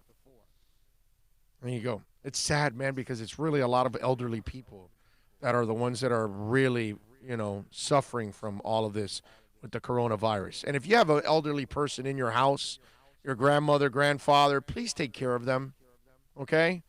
Please take care of them. We got to take care of our elderly because that is out of control there. That's the one thing that we do have to watch out for is our elderly. All right, 786-322-1105. That's 786-322-1105. If you want to get in on the accidentlawfirm.com text line, you can also reach out to us on Twitter. That's at Big O Show. I've been in radio for 30 years, and I've done everything in radio. Hosting, producing, updates, reporter, you name it. I've done every job that there is in radio, okay? I've hosted and covered anything and everything possible, from Super Bowls to Olympics to NBA Finals, Stanley Cups, soccer, big major soccer events, everything. I think the only thing I've never covered is a World Cup. That's the only thing I've never covered, I think. Yeah, I'm pretty sure it's the World Cup. That's the only thing. Okay? So I've had extensive experience doing everything. And then there's a place for everything. And at WEEI, the producer or update guy had a very interesting update for WEEI. At 5:21 p.m., here's what's trending now on WEEI and WEEI.com. Reports out of the NBA say that a memo has been sent to teams that they should begin to prepare to play games without fans in the arenas due to the coronavirus concerns. LeBron James last night telling the media, if that happens, he ain't playing. That's a douche move from a douchey kind of guy. In other NBA news, the Nets and coach Kenny Atkinson, quote-unquote, mutually decided to part ways. More douchey behavior from Kyrie Irving, I'm sure, led to Kenny Atkinson losing his job despite the fact that the Nets are the 7th seed with no Kyrie and no Durant. My name is Patrick Gilroy. That's what's trending now on WEEI and WEEI.com. All right, look, first of all, I apologize. It was overmodulated the way it was put out there, so I couldn't do anything about it. But you could understand pretty much the update guy saying that LeBron's a douche because he may not want to play if there are no fans in the stands. And then the Kyrie Irving story, and then he throws Kyrie under the bus and calls him douchey. Now, look, there are lots of things about Kyrie Irving that he is a total douchebag. Okay, I get that. But, dude, it doesn't go in the update. The update is about the update. Period. There's no commentary in the update. You don't allow your update people to have an opinion. Okay, they can laugh at something that happened that came through the wire and it's kind of funny or something. That's fine, whatever. But you don't want your update people taking shots. That's for the talk show host. If the talk show host thinks that LeBron James, by saying, I don't want to play if there are no fans in the stands, that's a douche move, then that's fine. That's in that light. Okay, now they, I don't know what they're, I'm sure they reprimanded him. They probably told him, yo, just do the update.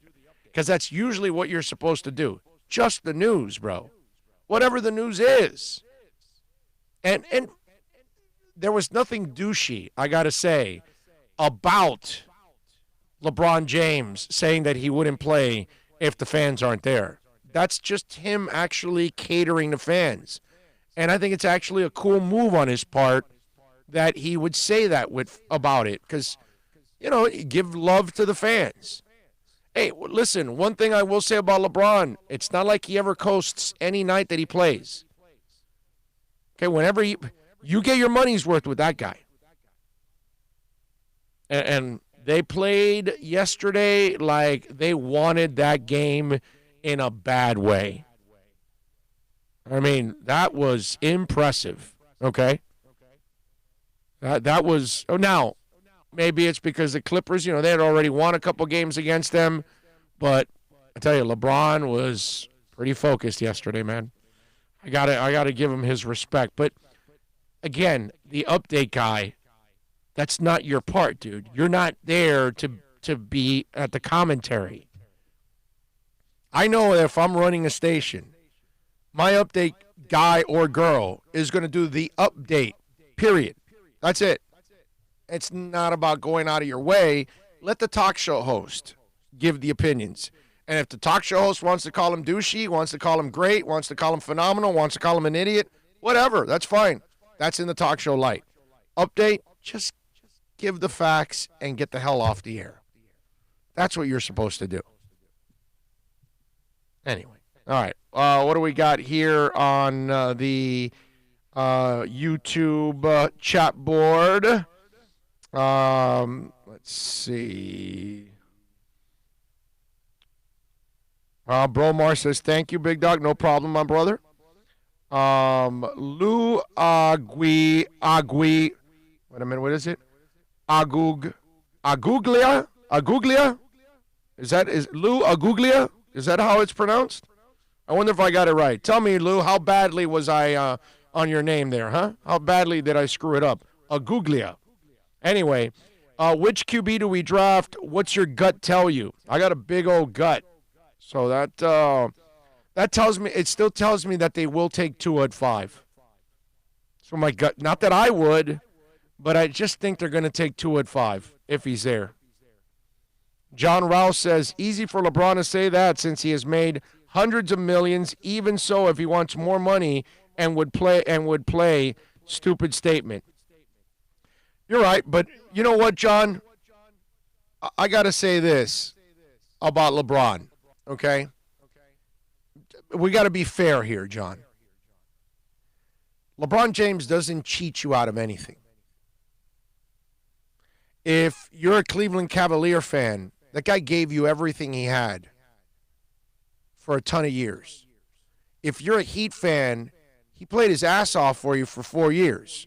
Maybe the J.J. Barea moments weren't the brightest ones, but he was still kind of getting over that hump at that time. But as for the effort, the results, because you ended up getting 2 titles out of it, you can't complain. And then you're watching him play with the Lakers. He's playing like a madman right now, dude. In fact, he went last year to a team and he got injured and they weren't a playoff team and all that. But this year, he has played his ass off. And so he makes all this money, but he earns every bit of it, man, because he makes everybody better on the Cavs, on the Heat, and the Lakers. And if you're a fan of any of those 3 teams, you cannot complain about what he did for your town and your team. You know what I mean?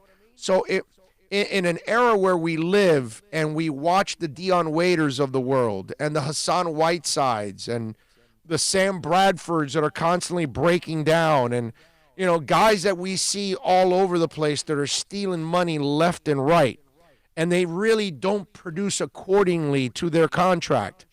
This is one of those guys that you could argue they don't pay him enough. Really. They don't pay him enough. So I got no problem with, you know, what he was saying. And even if it was catering just to fans, or if he really meant it, to me, what he's done in this league, he's earned the right to say and feel whatever he wants, man. Because he brings so much to the table. Because even if you despise him, you will watch him. Even if you don't like him, you will be wowed by him. Because if he's not wowing you this year, I can't help you. Because if you watch this guy this year, the way he's playing, you have to say, my Lord, how is this guy this dominant at this age? So for me, LeBron gets a total pass, man. Okay? And I'm not the biggest LeBron fan. I don't like what he did to Miami. I hate what he did to Miami and how he left Miami. Just like how I hate how he left Cleveland to Miami. Same thing. You know, that stuff still bothers me to this day. But I got to compartmentalize. I got to separate one from the other. I got to separate church from state here. And I just got to call it like I see it. And man, how can you not be impressed by LeBron James? It's impossible to not be. If you're not impressed, then that means your hate for him is so deep. Okay? I can't have that kind of hate for him. Okay? I don't even know if I have a hate for him. That's kind of a strong word. He still pisses me off from what he did to Riley. That part I can't forgive him for that. That part pisses me off. But how do you not just tip your hat to that dude? Let's see, what else do we have? Miguel's asking me, is the NFL draft canceled? So far, sir, I have not heard anything yet on the NFL draft being canceled. Not yet, at least. I think the NFL is still holding out and waiting, but I don't think that they'll wait much more than, I want to say Today's the 8th. I want right 9th, right? I want to say in the next 11 days, we're gonna find out. Okay. Whoa. College athletes compensation. Florida Senate okays bill on college athletes compensation. Interesting. I just came across the wire. How about that? They actually jumped right behind California. I think California was the first. Yeah. We're actually like competing with California on doing something proper? Maybe. Wow. Lou Way to go, Florida. Lou says close. It's like Aguya. Aguya. Okay. Thanks for the response. I think the same. You got it, baby. No problem. Appreciate all of you for chiming in. It's always good, and we're seeing new names every day too on the chat board, which is always good. Love the everyday names that we get, of course. What I'm saying is it shows it's growing because we're getting more and more different names on the chat board, and trust me, that's because a lot of you are sharing the YouTube link with a friend, a family member, a coworker, social media, and then somebody that knows about our show, and then they don't know that we're on. They think, oh, we just got off of QAM and a year and a half ago, and I'm out of radio, and I've never done radio again, which couldn't be further from the truth. But that's how it is in this world. So I get it. Some people just don't find out. They find out every day. I get people that reach out to me on Twitter, on Facebook, here on YouTube, whatever, and it's like, whoa, I just found you, dude. A friend of mine sent me the link. A friend of mine told me, a coworker told me, all that. So I thank all of you out there, because those of you giving me the thumbs up, those of you grabbing the YouTube link and sharing it, that's helping everything grow. And we really, really appreciate it. And the downloads have been just phenomenal, man. Absolutely phenomenal. We had a down week last week because of, I had not last week, 2 weeks ago, because of the kidney stone and all that stuff. So it kind of went down because we were off for a couple of days, and then last week we went back to normal, and the numbers just soared again, and we thank you for that, man, in a big time way. Can't say enough about that. What else do we have going on here in the world? Did you see Dolly Parton wants to be in Playboy at 74? Is that something that should be explored? Have you seen her? She's got that over plastic. Yeah, she did way too much plastic surgery. Yeah. And she minimized the cans. She did have like a boob job. She reduced the cans a little bit. They're still cans. Well, at her age, man, right. The back, your butt, just for her health. Her back must have been completely out. Each of those things weighed at least 100 pounds. So Sunday on an episode of 60 Minutes, and they asked her what her retirement age would be. She goes, well, I don't plan to retire. I just turned 74. I plan to be on the cover of Playboy magazine.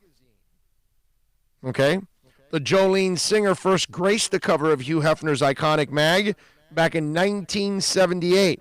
The cover featured the 32-year-old superstar sporting serious cleavage in the signature Playboy bunny costume, ears, bow tie, cuffs, and all. See, I did Playboy magazine years ago, yeah, but she didn't really show anything. It was just she was in the bunny uniform, looking smoking hot. The 9-time Grammy winner told Steinfort with a beaming smile, I thought it'd be such a hoot if they go for it. I don't know if they will. I could be on the cover again when I'm 75. So there you go. At the time, Parton was the first country star to appear on the cover of Playboy. Note, the 9 to 5 star was not nude in the inside spread. So just in case, if those of you out there, you want to start Googling Dolly Parton naked, it's not going to come out because she's not naked. She's not naked. Now, that issue, if she would have gotten naked, wow, would that issue have sold? Okay? Like big time. That issue would, I don't think they had enough ink in the world at that time. Okay? Seriously. It's like if you did Serena now or Trying to see somebody else that's really exclusive but elite that you like. Trying to think of somebody that. Damn. Who else would it be? Trying to think of one more person like Serena that would just. Oh, Beyonce. Beyonce. Definitely. Oh, definitely. Yes, Beyonce. Beyonce does Playboy, and forget about it, dude. The website will crash. People will demand more printed Playboys because they're probably not printing a lot of them nowadays. I thought, didn't they eliminate the nudes on Playboy? Didn't they do that now? Like the magazine's not going to have nudes anymore? Not that I'm aware of. I want to say that. I want to say that they did that. I want to say that they did eliminate the nudes. I'm not sure. Can anybody help me out there that's watching and listening? Did they eliminate the nudes? I want to say they did. I don't know why in my mind. I think I read something that they were eliminating the nudes. I think they had pondered the idea, but they've actually starting to show Bush, man. Yeah, but no, but is it online or is it the magazine? Have you seen the magazine lately? That's what I'm asking. Do they even? That's what I'm asking. Is it in print? That's what I'm asking. I don't know. That's what I'm asking. That's what I need to know. I share your followers every day, especially with Tua followers. Mike says, with Dolly and Playboy, they will have to hit a new low, pun intended. Mike Dominguez put J-Lo. Yeah, that would be good. Oh, and Mike No-Go Zone says Shakira. If she did Playboy, I would definitely buy a copy. Yes. Yeah, Shakira would have to be, that's a must. Yeah. I would like that one. That one would be huge. Dolly Parton. Holy moly. Wow. All right. Did you see, did you know that Steven Spielberg's daughter was doing porn? I had heard something about that a few weeks ago. Well, apparently the porn actress daughter of Steven Spielberg announced on Sunday that she's a week sober, bless her, following her arrest on domestic violence charges. Michaela Spielberg, 23, announced to her more than 75,000 or 76,000 Instagram followers that she just celebrated a week sober, navigating my own fears like a pro who somehow still knows nothing. She wrote in a caption, "Send me good loving energy, y'all, and I can try to put it into the world. I'll still be a flirty odd duck at the end of the day. I'm really trying to improve my connection to my body and manifest personal safety and genuine caution as it relates to me," she added, followed by several hashtags, including hashtag alcoholism awareness and sober entertainer. Spielberg, by the way, revealed her new career in porn, was arrested late last month for a fight with her 47-year-old professional darts player fiancé, Chuck Pankow. You're 47-year-old and you're a professional darts player. Boy, I hope you can make really good money doing that. She spent 12 hours in custody in a Nashville jail on domestic charges before being freed on a $1,000 bond. Spielberg insisted to The Sun that she should have never been arrested, blaming a miscommunication with officers. "I'm personally very heartbroken. I feel betrayed because I called for medical assistance." Pankow told The Sun that no one is hurt and had not wanted the case to be pursued. "We are both fine. It was a huge misunderstanding. She's home now." Michaela Spielberg, by the way, was adopted as a child by the famed director and his wife of 29 years, actress Kate Capshaw. Her parents are reportedly embarrassed and concerned by her new career move. Yeah, no, I don't think anybody would be happy that your daughter got into porn. Right? I mean, you're a father or a mother out there. You don't want her in porn or on a pole. And let's just be honest. And I get it. Strippers make some good money. But no parent wants their child doing porn or on a pole. And that's the thing that probably terrifies every father in the world, that your daughter is going to end up as a stripper or a porn actress. Oh, my Lord. You feel like the poor parents, because they feel like they're total failures. And it's so unfair. Because I've seen so many parents that do all the right things and their kids just go awry and they're just not wired right or they hung around the wrong people and you just got no control over some of that stuff. And let me tell you, it's worse nowadays because it's harder to control kids nowadays than like when we were young, you know, and they smacked you around a couple of times and all that and that straightened you out a little bit. Nowadays, you smack them around and they call, you know, what's that called? The services? What's that called? I was just saying. Welfare. Yeah, whatever that's called. It's not that either, but whatever. You know what I'm saying. Welfare and Family Services, right? Something like that. Yeah. It's something like that. You're a hell of a lot closer than I am because I couldn't even come up with anything. But, yeah, that kind of stuff, and you're done, right? I mean, forget about it. That wasn't it. Can you imagine 30 years ago calling the cops, hey, my mom's hitting me? The cop on the other end would have, you probably deserved it, you idiot, and hung up on you. That's probably what happened. Oh, these kids today, you know what would have happened to us if they child said services. Child abuse. Child services. If they said, I'm going to call the cops on child abuse. Child abuse? You want to see some child abuse? Oh, yeah, I got some child abuse for you. It was. See, for you kids out there, for you millennials and Generation Zs, I just want to remind you how life was with us. Okay? Just want to remind you. Okay? Assistant principal, you were bad at school. He spanked you. She spanked you. Usually it was a he in those days.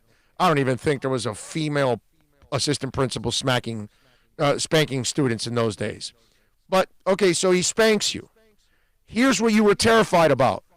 Not your assistant principal, not his spanking. What you wanted to make sure was that information did not get to your house. Because the second level ass kicking was way worse than the first level ass kicking. Okay? That's what you feared. You didn't care about getting spanked in school. Hell, that was a badge of honor at times in school. You got spanked? Yeah. Yeah, I got spanked. Sit there and laugh about it. Right, that's it. And yeah, the fear was, oh man, if this gets back to the house. You're done. Oh my God. You're done. El pecozón, el avión, it was over. Your ass is going to be broken. Done. And there ain't no child services to save your ass either. Okay? Because in those days, the neighbor grabbed you by the ear and brought you to your house and say, hey, he was doing this. And then your mom just picked up the ear from the neighbor and whack, whack, whack, whack, whack. That's how it went then. And guess what? None of us called child services because deep down inside, we knew we deserved every bit of those ass kickings. Oh, if you called child services, do you know what would really happen? It would make it. You would get it worse. That didn't exist in those days, bro. That didn't exist. That's it. That didn't exist. But you knew deep down inside that you got what you deserved, and that's the way it goes. We need to do some fantasy basketball, brother. Yes, Andy Behrens from Yahoo Fantasy. Let's switch gears. Little fantasy basketball next. Plus tax tag title. It includes $8.99 dealer fee on approved credit offers and 11/10/19. Over 1,500 Toyotas are on the ground, and truckloads of new 2020 Toyotas just keep on coming. To eliminate all 2019 models, Toyota of Hollywood is holding the ultimate 2019 model year changeover event. Make us an offer, any offer, and you can buy a Toyota at up to 50% less than their original MSRP when new and used. 50% less. A pre-owned 2019 RAV4, not $30,000, $19,775. A pre-owned 2019 Camry LE, not $26,000, $17,775. A pre-owned 2019 Corolla LE, not $22,000, $12,775. Pay up to 50% less at Toyota of Hollywood, the #1 volume Toyota dealer, based on total retail sales of new Toyotas in the Southeast region for 2014 to 2018 per SCT, on 441 between Hollywood Boulevard and Sheridan Street, open till midnight. No one expects to get into a crash, but I expect you to go to accidentlawfirm.com if you do. Make sure when hiring a driver, you go through a rideshare app so that you can be covered by the insurance, which can be up to $1 million whether you're a passenger or a driver. In other words, don't try to save a few bucks by paying cash instead of going through the app. I'm attorney Bobby Nunez from Nunez Law in Miami, and we're here to help you through the process. Go to accidentlawfirm.com for a free consultation from me, Bobby Nunez. That's accidentlawfirm.com. Are you tired of watching the same old travel videos on the internet? Well, then check out MikeNoGoZones.com, a travel documentary that's breaking barriers. I go to the places that the media tells you to fear, where no one else dares to go. Baltimore, Opelika, South Side of Chicago, and more. Go to MikeNoGoZones.com. The world's biggest band is coming twice. Metallica. Headlining the Welcome to Rockville Music Festival. 2 different nights, 2 different sets. The weekend of May 8th through the 10th. Go to WelcomeToRockvilleFestival.com for all information. Get your tickets on sale right now. The one, the only Metallica. Go to WelcomeToRockvilleFestival.com.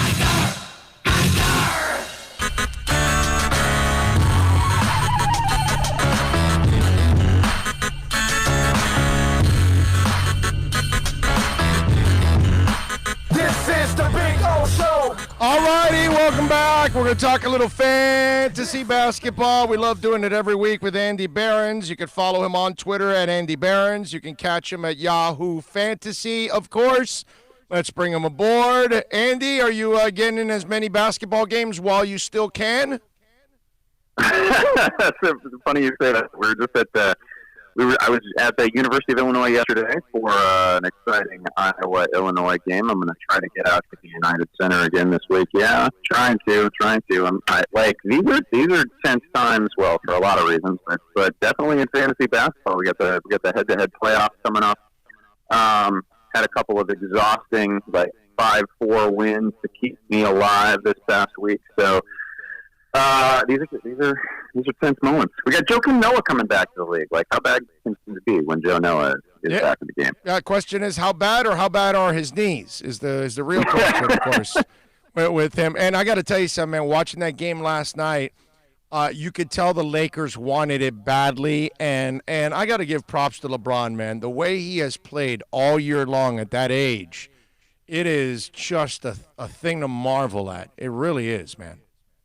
Yeah, and there's just we just don't see many athletes in any sport with the sort of mileage that he has to be able to, that we've seen in football a few times over the last few years, guys having unexpectedly great seasons at advanced stages, right? Like Brett Favre did it a few years ago. Drew Brees is still kicking, but we just don't see a lot of it, and it only happens to outlier players who are among the very best of all time. And for LeBron to be having this season, for him to even make it an MVP conversation alongside Giannis, who's been just historically efficient and great, it was just really remarkable. He's been a total pleasure to watch. I'm with you, man. It's been really, really impressive overall. I'll say as well that the playoff race in the West is incredible, from top to bottom.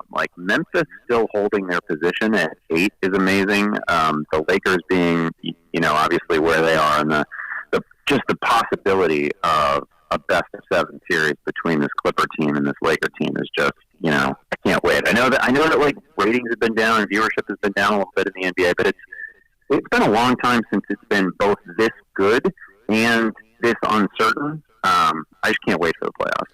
All right, so let's say you're starting your playoffs, right? And if you're able to have a lineup locked in for a week, this might be an issue. But if you can change lineups from day to day, now you have to use in the playoffs what got you there.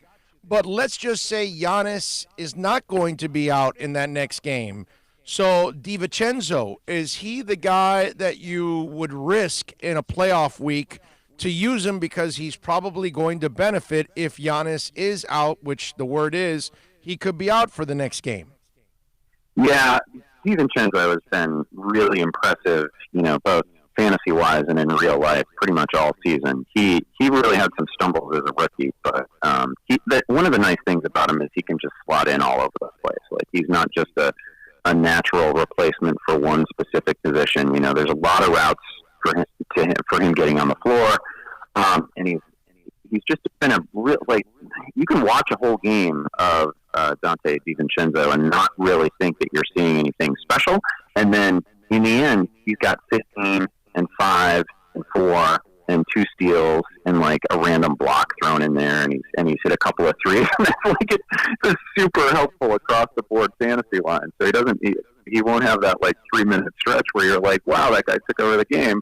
But in the end, he's checked every statistical box, and he just has a lot of those outings. And pretty much any game in which he's going to get 25 minutes, you can feel very confident that he's going to deliver a really, really useful fantasy stat line. All right, so Jordan McRae. I mean, Detroit's kind of turned it over where they're going to look at other guys now, and we all know Christian Wood. You and I have been talking about him for a while, so he's playing well. Will McRae become option number 2 there, and a guy you're willing to use this week? I'll tell you the only problem with Jordan McRae this week, and this is a brutal calendar week, honestly, because we have a bunch of teams that only play 2 games, and Detroit's one of them. So I'll just go over that real quick. The Pistons, the Pacers, the Suns, the Sixers, I believe it's the Kings and Raptors all have 2-game weeks. And so, you mentioned the sort of league where you set your lineup weekly. You can't, it's really hard to play almost any of those guys outside of the absolute studs, the absolute stars on those teams. You can't really play guys in 2-game weeks. So that's the immediate problem for Jordan McRae. But beyond that, I mean, when he does play, we can reliably expect something like 14 to 18 points per game. I mean, somebody's got to get shots up for that team, and they can't. Unfortunately, they can't all go to Christian Wood. Finally, a lot of them are, but they can't all go to Christian Wood. And Jordan McRae is definitely a guy that they added with the, with the knowledge that he's not going to shy away from shooting his basketball, right? Like he's gonna get up his 12 to 15 shots a game, and the points are going to be there. I don't know if he's going to be a star in any other category necessarily, but he does do a little bit of a lot of things, and he's clearly looking to score. All right, so on my bench, I have Naz Reid. I didn't use him last week, and he had a good week. Karl Anthony Towns is going to be out again. Is this a guy that you would actually have the balls to use this week? Oh, sure. I think Naz Reid is somebody who I want to say that his ownership percentage right now on Yahoo Leagues is right around 40%, and it should really be higher. Like we're at a point now where it's going to be another couple weeks at least on Karl Anthony Towns, and at some point they have to realize that it's in their best interest to maybe lose games, and I don't know if it's Cat before the end of the season, but it's hardly guaranteed at this point. Reid has shown us a lot. I'll tell you the other guy there who's shown us a fair amount is James Johnson, and he kind of fits into that DiVincenzo category where as you're watching a game, you don't necessarily realize what the contributions are, but then you get to the end of it, and all of a sudden James Johnson has 10, 5, and 5, and he's blocked 2 shots, and he's got a couple of steals, and he's another guy who just checks all those boxes, and he does it from a power forward center spot, fantasy-wise. So Johnson has been really useful, and Naz Reid, again, if he's probably hanging out there in a little bit over 50% of Yahoo leagues. So Naz Reid is definitely someone you need to take a look at. All right, and of course you can follow Andy on Twitter at Andy Behrens. You can catch his work there at Yahoo Fantasy. Give me somebody else that maybe you like this week that we should be looking at, and maybe we could take some chances on in a playoff week. Well, I mentioned all those teams that are only playing 2 games this week, and I'm also going to give you the flip side of that. I'm going to just tell you the teams that are going to play 4 because it's not that many. It's Jazz, it's Denver, it's Chicago, it's Charlotte, Brooklyn, and Boston. A couple of guys who are just widely available who also happen to play 4 games this week. Shaq Harrison, who's 95% available in Yahoo leagues, and it has really been putting up, particularly in terms of defensive stats for the Bulls, has been super useful. Now, his minutes are going to take a hit when Zach LaVine comes back, but we don't know exactly when LaVine is coming back. And it's as thin as the Bulls have been, they're going to have to keep rolling Harrison out there. And again, just anybody who's going to play 4 games in a week like this is super useful. So I can expect him, I think, reasonably to have a bunch of games with 4 or 5 goals, 4 or 5 assists. And if he's out there for 20 minutes, he's going to get you 2 steals. If he's out there for 30 minutes, he's probably going to get you 3 or 4 steals. So Shaq Harrison has been an interesting name, at least in my world. Monty Morris coming into a few more minutes for Denver. That has been pretty exciting because he's a nice across-the-board contributor, and he's also super efficient. So I like those two in particular. All right, good stuff there. What are you guys working on over at Yahoo so our listeners can get a little edge on their competition? Yeah, as always, we're going to have our Fantasy Hoops podcast come out this Thursday. Look for that on Thursday afternoon. And then, of course, we're ramping up for baseball as well. Tomorrow, I'm sure you'll see me tweet about this sometime tomorrow morning. We're going to have a live fantasy draft show with our friends at Roto World. So that's going to be available online. You can watch that thing live. That's going to be for fantasy baseball. We got a lot of baseball content dropping over the next 2 weeks. Good stuff. Follow him on Twitter at Andy Behrens. Andy, hope everything is well, my brother, personally. Thank you for taking some time, as always, man. Always appreciate the insight. Thanks, Big O. Good luck to everyone. Be well. You got it. There you go. The great Andy Behrens, man. Good stuff there, as always. Appreciate him and his insight. Talking a little fantasy basketball. Don't forget that Murias Dental is a proud sponsor of our program, folks. 305-821-0231. Go online to muriasdental.com. Please call Eric and family there. When it comes to your teeth, I mean, these guys are just amazing. State-of-the-art equipment. Their service is second to none. Please call them. You need to you get your teeth cleaned, cavity, whatever it is, implants, Invisaligns. I use my Invisaligns every day. MuriasDental.com. 305-821-0231. Facebook, Instagram, and Twitter at Murias Dental, which is always a beautiful thing. We love Murias Dental. At the top of the hour, Mark Jarvis is going to join us for What's on Draft NFL. So we'll talk all things NFL draft with him at the top of the hour. And those of you keep asking me, I don't know anything about the draft myself, if it's canceled or if it's continuing or anything like that. Okay? Not sure. Don't know.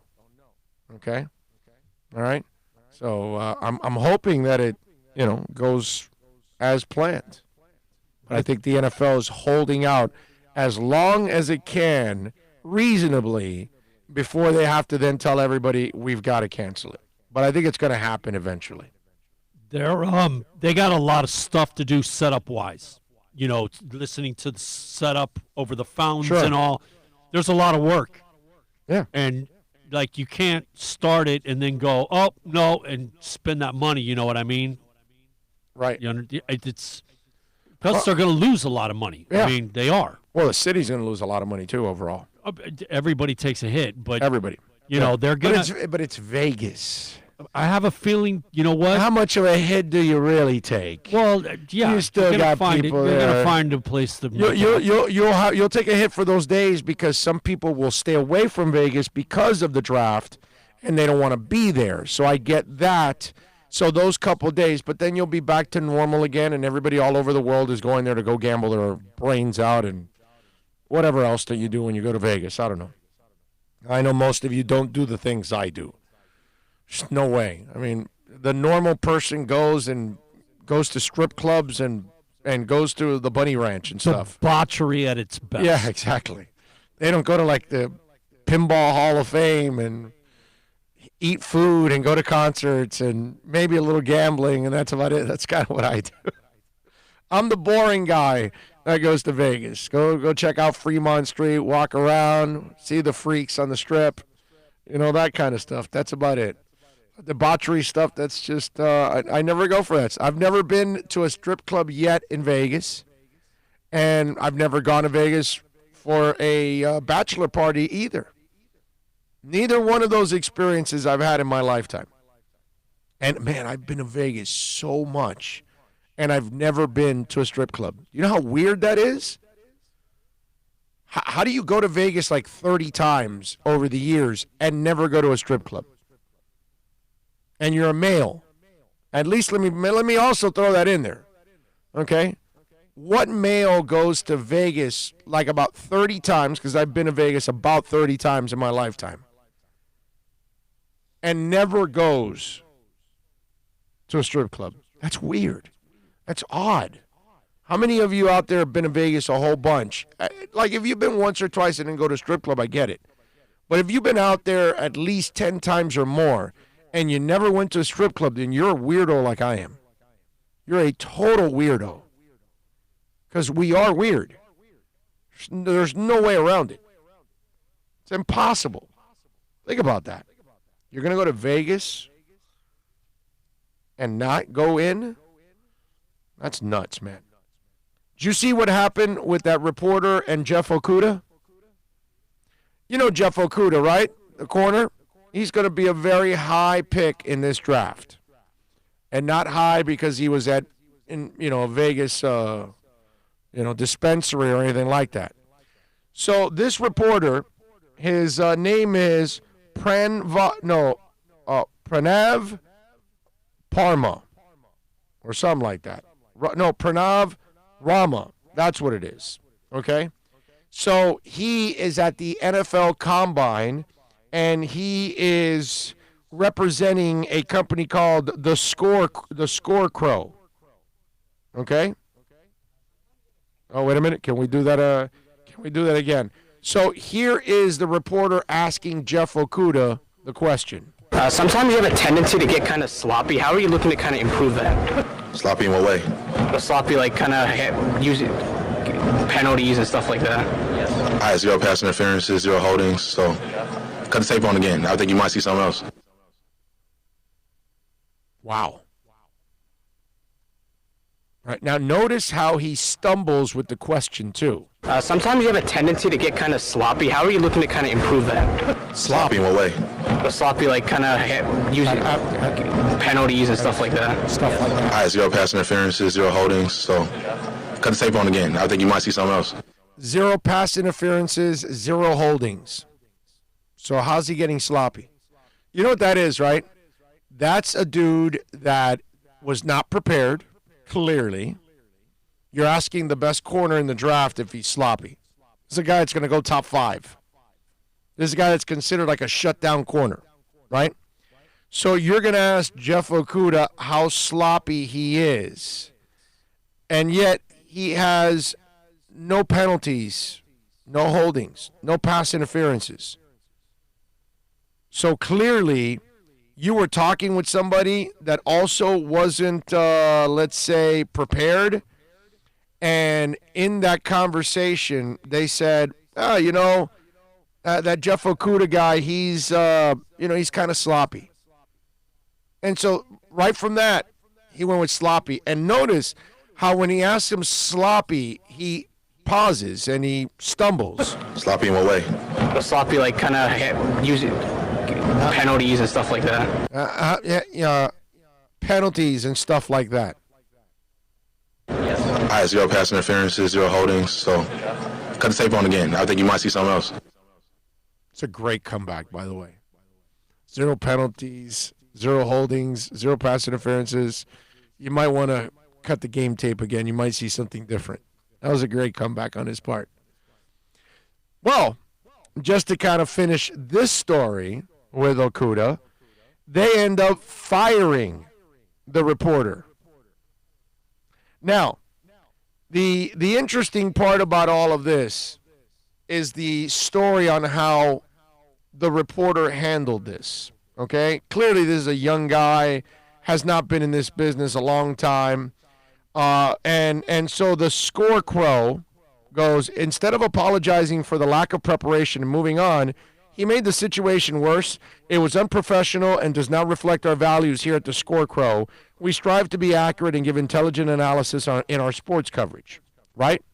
So it says sometimes you have a tendency to get kind of sloppy. Are you looking for that kind to improve? The reporter asked, and Okuda said, I had 0 pass interference, 0 holdings, so cut the tape again. I think you might see something different, right? So the reporter then puts out, I've seen the ugly parts of the sports business, so I have to decide to leave the Score Crow. I will be putting my talents somewhere else. I want to thank Johnny for the chance he took upon me. I also want to thank, and he thanks some other people for helping me reach the next. So he goes for the next level. Those who want to contact me from there can still do. I just can't work in an environment with no respect. First of all, this dude has 889 followers. This guy hasn't been in the business long enough to know anything about the business. And if you're unprepared like he was, bite the bullet, dude. You're going to make mistakes. I'm going to make mistakes. At least admit when you made the mistake. Don't fight it. Okay? Now, the Scarecrow did say, we have let Pranav Rama go from our site. His errant judgment and lack of research involving Jeff Okuda at the Combine was inexcusable. We understand that people make mistakes, but Pranav not only embarrassed himself and us, he also doubled down. Okay? And then again, we apologize to Jeff Okuda. Along with our fans and readers, we will continue to bring you top-notch sports analysis, fantasy articles, and DFS advice on a daily basis. We appreciate all of our followers and readers. Thank you. Now, I will say this for the Scarecrow. They did get some free pub out of all of this. That they got. Nobody, because I had no idea what the Scarecrow is. Not that I'm following them. Not that I really want to follow them at all, but they did get their free pub. And I'm sure a couple of people ended up following them. Maybe just because they're hoping another train wreck happens out of there, since they already had one with this Ranva guy. Or Rama guy. Or whatever the hell his name is. But I saw that and it was like, dude, come on, bro. Can you at least do a little homework on the guy? That was embarrassing. And here's the other thing. Does that guy expect to get hired by a respectable place now after this? Because this thing went viral too now. Your exchange and everything went viral. People are going to stay away from you now. So you're expected to actually get a job? Come on, man. That guy's got no shot at getting a job in this business with a respectable organization. Not that he has much juice as it is. But, hey, next time you screw up, just admit it, man. Go with it. No big deal. All right, let me tell you a little bit XFL. Last week, we went, 3-3 with our picks. This week, we gave you 4 picks. We're 13-6 against the number. We took the under 46.5 in the Seattle-Houston game, which, by the way, turned into one hell of a game. That was a lot of fun. They scored 55 points. 32-23. I think I was a little off by that one, so we lost that one. The Guardians, who got their first win 2 weeks ago, and their defense actually played well. Dallas was favored by 8 in this game. I took the Guardians on the road +8. They ended up beating Dallas 30-12. Okay? I knew that they didn't have their starting quarterback. Not that Landry Jones scares me by any stretch whatsoever. I think he's kind of weak as it is. But I thought them going to the backup, if Landry's your starter, then your backup must be worse. I didn't expect much from Dallas. The Guardians actually played some defense, so we won that one. We went 1-1 on Saturday. On Sunday, Cardale Jones, after throwing another interception, his 7th on the year, finally was benched because Cardale Jones sucks. The Jackson kid from Buffalo, the big kid, he's the one that took over. And guess what? They ended up winning. The D.C. Defenders ended up winning against the St. Louis Battlehawks 15-6. Not bad, but I took St. Louis minus the 3.5, so I ended up losing that one. We're 1-2. Then I took the over 40.5 in the Tampa-LA game. I can't trust LA. They're up and down. Sure enough, they were up this week, but Tampa played better last week, so they kept it close. The over was 40.5. Well, guess what? LA alone scored 41. And they scored 75 points. So I think the over 40.5 was a winner. So pretty good game last night, man. That was the first. I really thought Tampa was going to go down and score and tie it. Yeah, the first game, the Houston, which by the way had the controversial end that Seattle was supposed to get the ball back. Which, did you see what the XFL did? They stepped up, man. And they reassigned the referee. NFL, you watching? Exactly. NFL, you watching? That's how you do it, dude. The referees screwed up in the Houston-Seattle game, and those referees demoted. That's the way you do it. And you send it out and you tell everybody, dude was demoted. We're sorry. We screwed up. Love that. Love that transparency. So, anyway, I ended up 2-2 against the number, so we're 15-8. Not a terrible week, not a great week, but, hey, at least we didn't lose. So, there you go. All right, let's talk a little NFL draft when we come back on the other side. Mark Jarvis is going to join us, NFL draft analyst with What's on Draft NFL. So we thought we talk all things draft next. Credit offers end 11/10/19. Over 1,500 Toyotas are on the ground, and truckloads of new 2020 Toyotas just keep on coming. To eliminate all 2019 models, Toyota of Hollywood is holding the ultimate 2019 model year changeover event. Make us an offer, any offer, and you can buy a Toyota at up to 50% less than their original MSRP when new and used. 50% less. A pre-owned 2019 RAV4, not $30,000, $19,775. A pre-owned 2019 Camry LE, not $26,000, $17,775. A pre-owned 2019 Corolla LE, not $22,000, $12,775. Pay up to 50% less at Toyota of Hollywood, the #1 volume Toyota dealer, based on total retail sales of new Toyotas in the Southeast region for 2014 to 2018 per SCT, on 441 between Hollywood Boulevard and Sheridan Street, open till midnight. Are you tired of watching the same old travel videos on the internet? Well, then check out MikeNoGoZones.com, a travel documentary that's breaking barriers. I go to the places that the media tells you to fear, where no one else dares to go. Baltimore, Opelika, South Side of Chicago, and more. Go to MikeNoGoZones.com.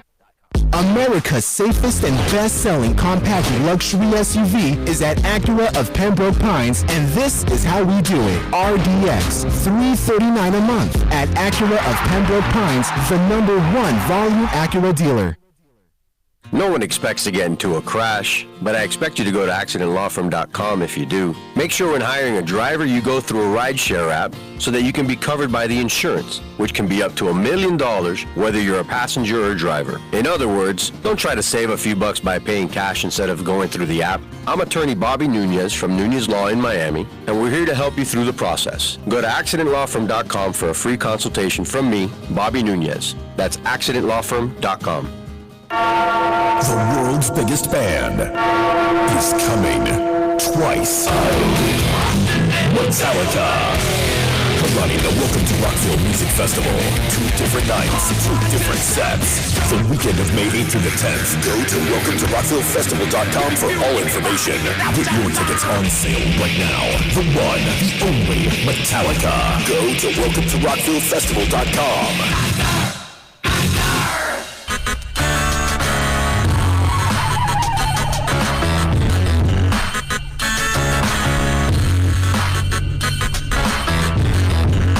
This is the Big O Show. This is the Big O Show. This is the Big O Show.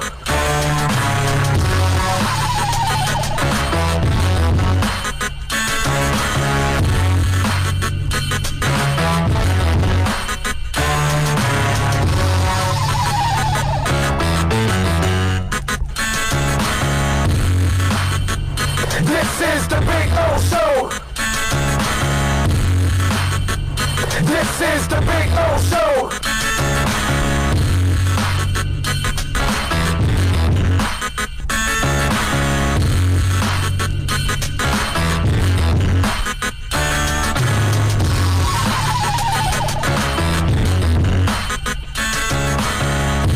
Alrighty, welcome back.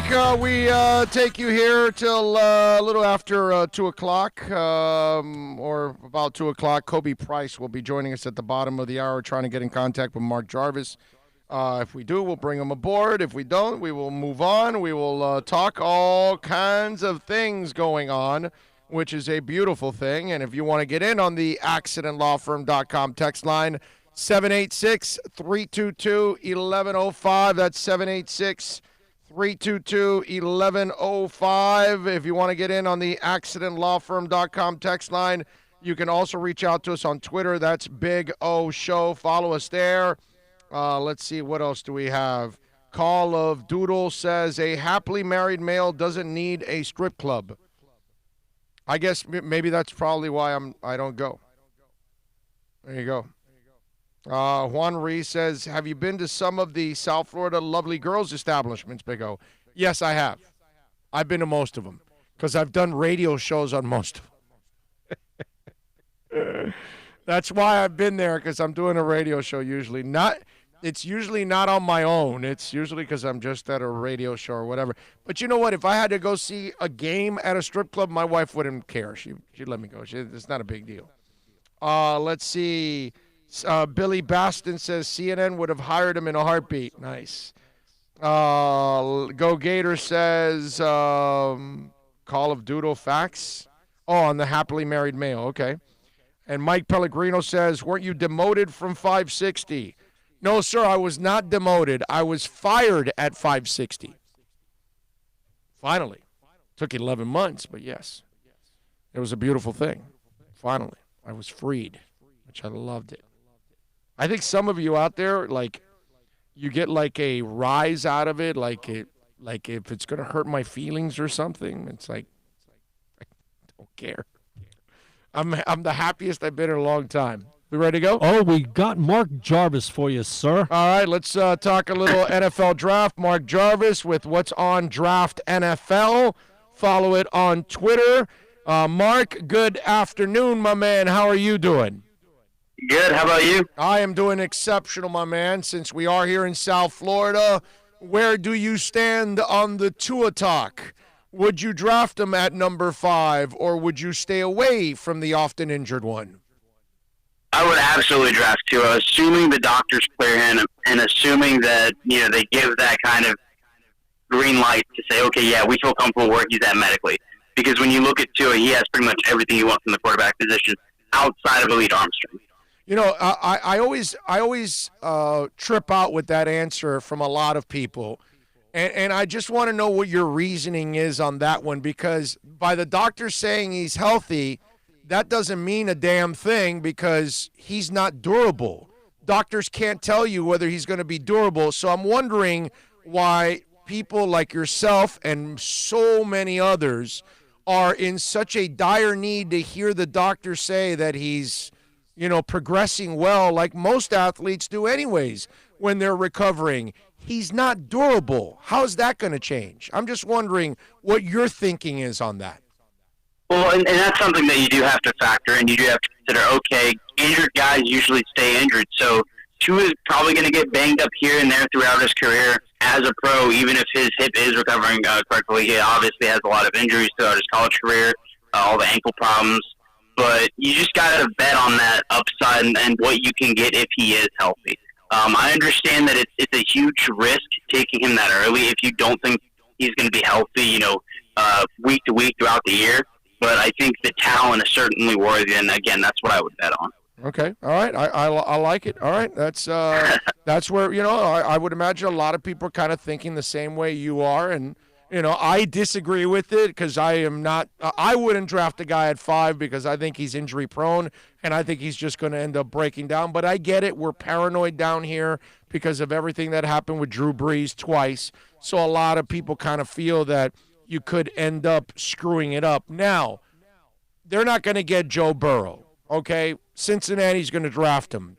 Who's the other guy outside of Tua and Burrow that you're in love with, Mark Jarvis? Oh, I'm absolutely in love with Justin Herbert. Really? Justin Herbert all day, yeah. And I know a lot of people have kind of picked him apart, and I think it's a little bit overthinking. We've had an extra year.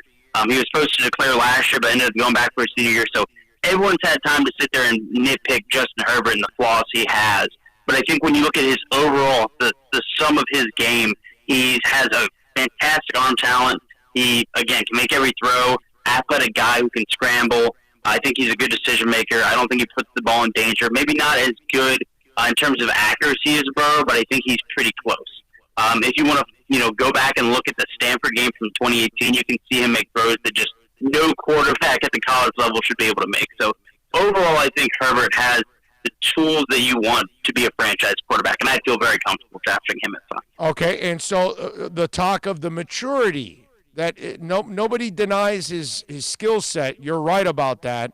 But they are concerned that he is not mature enough to handle a locker room of men. What have you heard, and are you concerned about that? I'm not too concerned about it. I know he's worked a lot harder to kind of bring out that more vocal leadership in himself. The guys at Oregon rave about him. They love him so much. But at Oregon, he was one of those quieter guys, a guy who's more focused on, just doing his thing and not really being that kind of loud presence in the locker room. But at the Senior Bowl and at the Combine, he was encouraging guys. He was really getting excited and trying to be more vocal. One thing that sticks out to me in my mind is during the Senior Bowl, he had like a 50-yard bomb to Ohio State receiver Austin Mack, sprinted down the field to go hype him up and congratulate him. So I think he's going to be fine in terms of the maturity and just being able to step into a room with grown men and be able to lead them. Yeah, that to me is going to be the key there. All right. Running back is going to be a need. Miami's got 7,000 picks, as you know, Mark, and especially in the second round, they've got a couple. I really feel that that's the area where they might reach for that running back. Who's the guy you like that's realistic in that second round? There's a ton of guys, and it kind of just depends on how the board's going to fall. Some team might trade up for a running back in the back of the first round. So the options, you might lose one or two guys, but if he's there, I think DeAndre Swift is the pick. I think he's kind of everything you want from a modern NFL back. He can catch out of the backfield, very dynamic runner, elusive, but he's also got a little power to him. He's not afraid to drop the pass. Another guy who I think would be a great option, Clyde Edwards-Helaire, who maybe not as explosive as DeAndre Swift, but I think he brings a lot of the same elements of dynamic in the pass game, and he's tough to bring down. Okay, all right, good stuff there. Mark Jarvis, what's on Draft NFL? By the way, tell them about the site. What do you guys do? We do so much stuff. I write scouting reports. We also have cut-ups of players where you can just go on there and click, and it'll pull up a YouTube video with all the snaps they have in the game, the positive, the negative, that sort of thing. So there's a lot of stuff going on there. So you get on there, you can find pretty much anything you want draft-wise. Are you believing anything out of Washington that they're going to take a quarterback? Because I don't. Not with that head coach. He's taking Chase Young, no doubt about it. So are you believing any of that?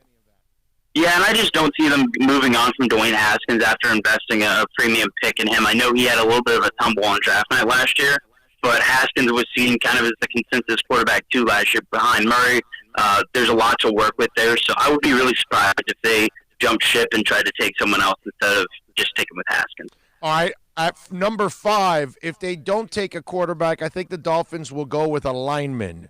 So that would probably be the first tackle that's off the board. Who is your first tackle off the board there, Mark? Right now, my top tackle is Mekhi Becton, rather, from Louisville, which we saw how he did at the Combine running 5'1" in the 40-yard dash at almost 365 pounds, somewhere in that range. He is a massive dude, and he can move for it, too. And he has some pretty impressive technique for being such a big guy, a very controlled athlete.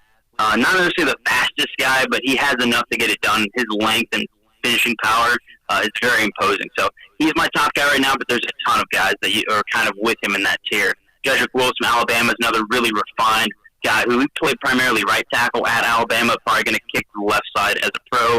Tristan Wirfs, who's another freak athlete like Mekhi Becton. So a lot of guys there you can really fall in love with. I don't have any issue with almost any guy you're taking there at 5. Yeah, I love Wirfs because he plays both sides of the line too. He can play left and right, and he's younger too than most of those other guys. So that's the other thing. There might be a little bit more upside down the line, but I love him. All right, is there a quarterback, a sleeper quarterback that's going to be taken later on in the draft, 2nd, 3rd, 4th, 5th rounds, whatever, a guy that you really like a lot that, okay, we talked about the early guys, the more obvious guys, but a guy maybe less people are talking about later on in the draft. Who's that quarterback? Well, there's a few. To start off, I think Jake Fromm kind of gets a bad rap because he's a very high floor, low ceiling type of guy who's probably going to go late round 2 or something along those lines. But he can come in and direct your offense, and he has the ability to just step in and be a day one starter, in my opinion.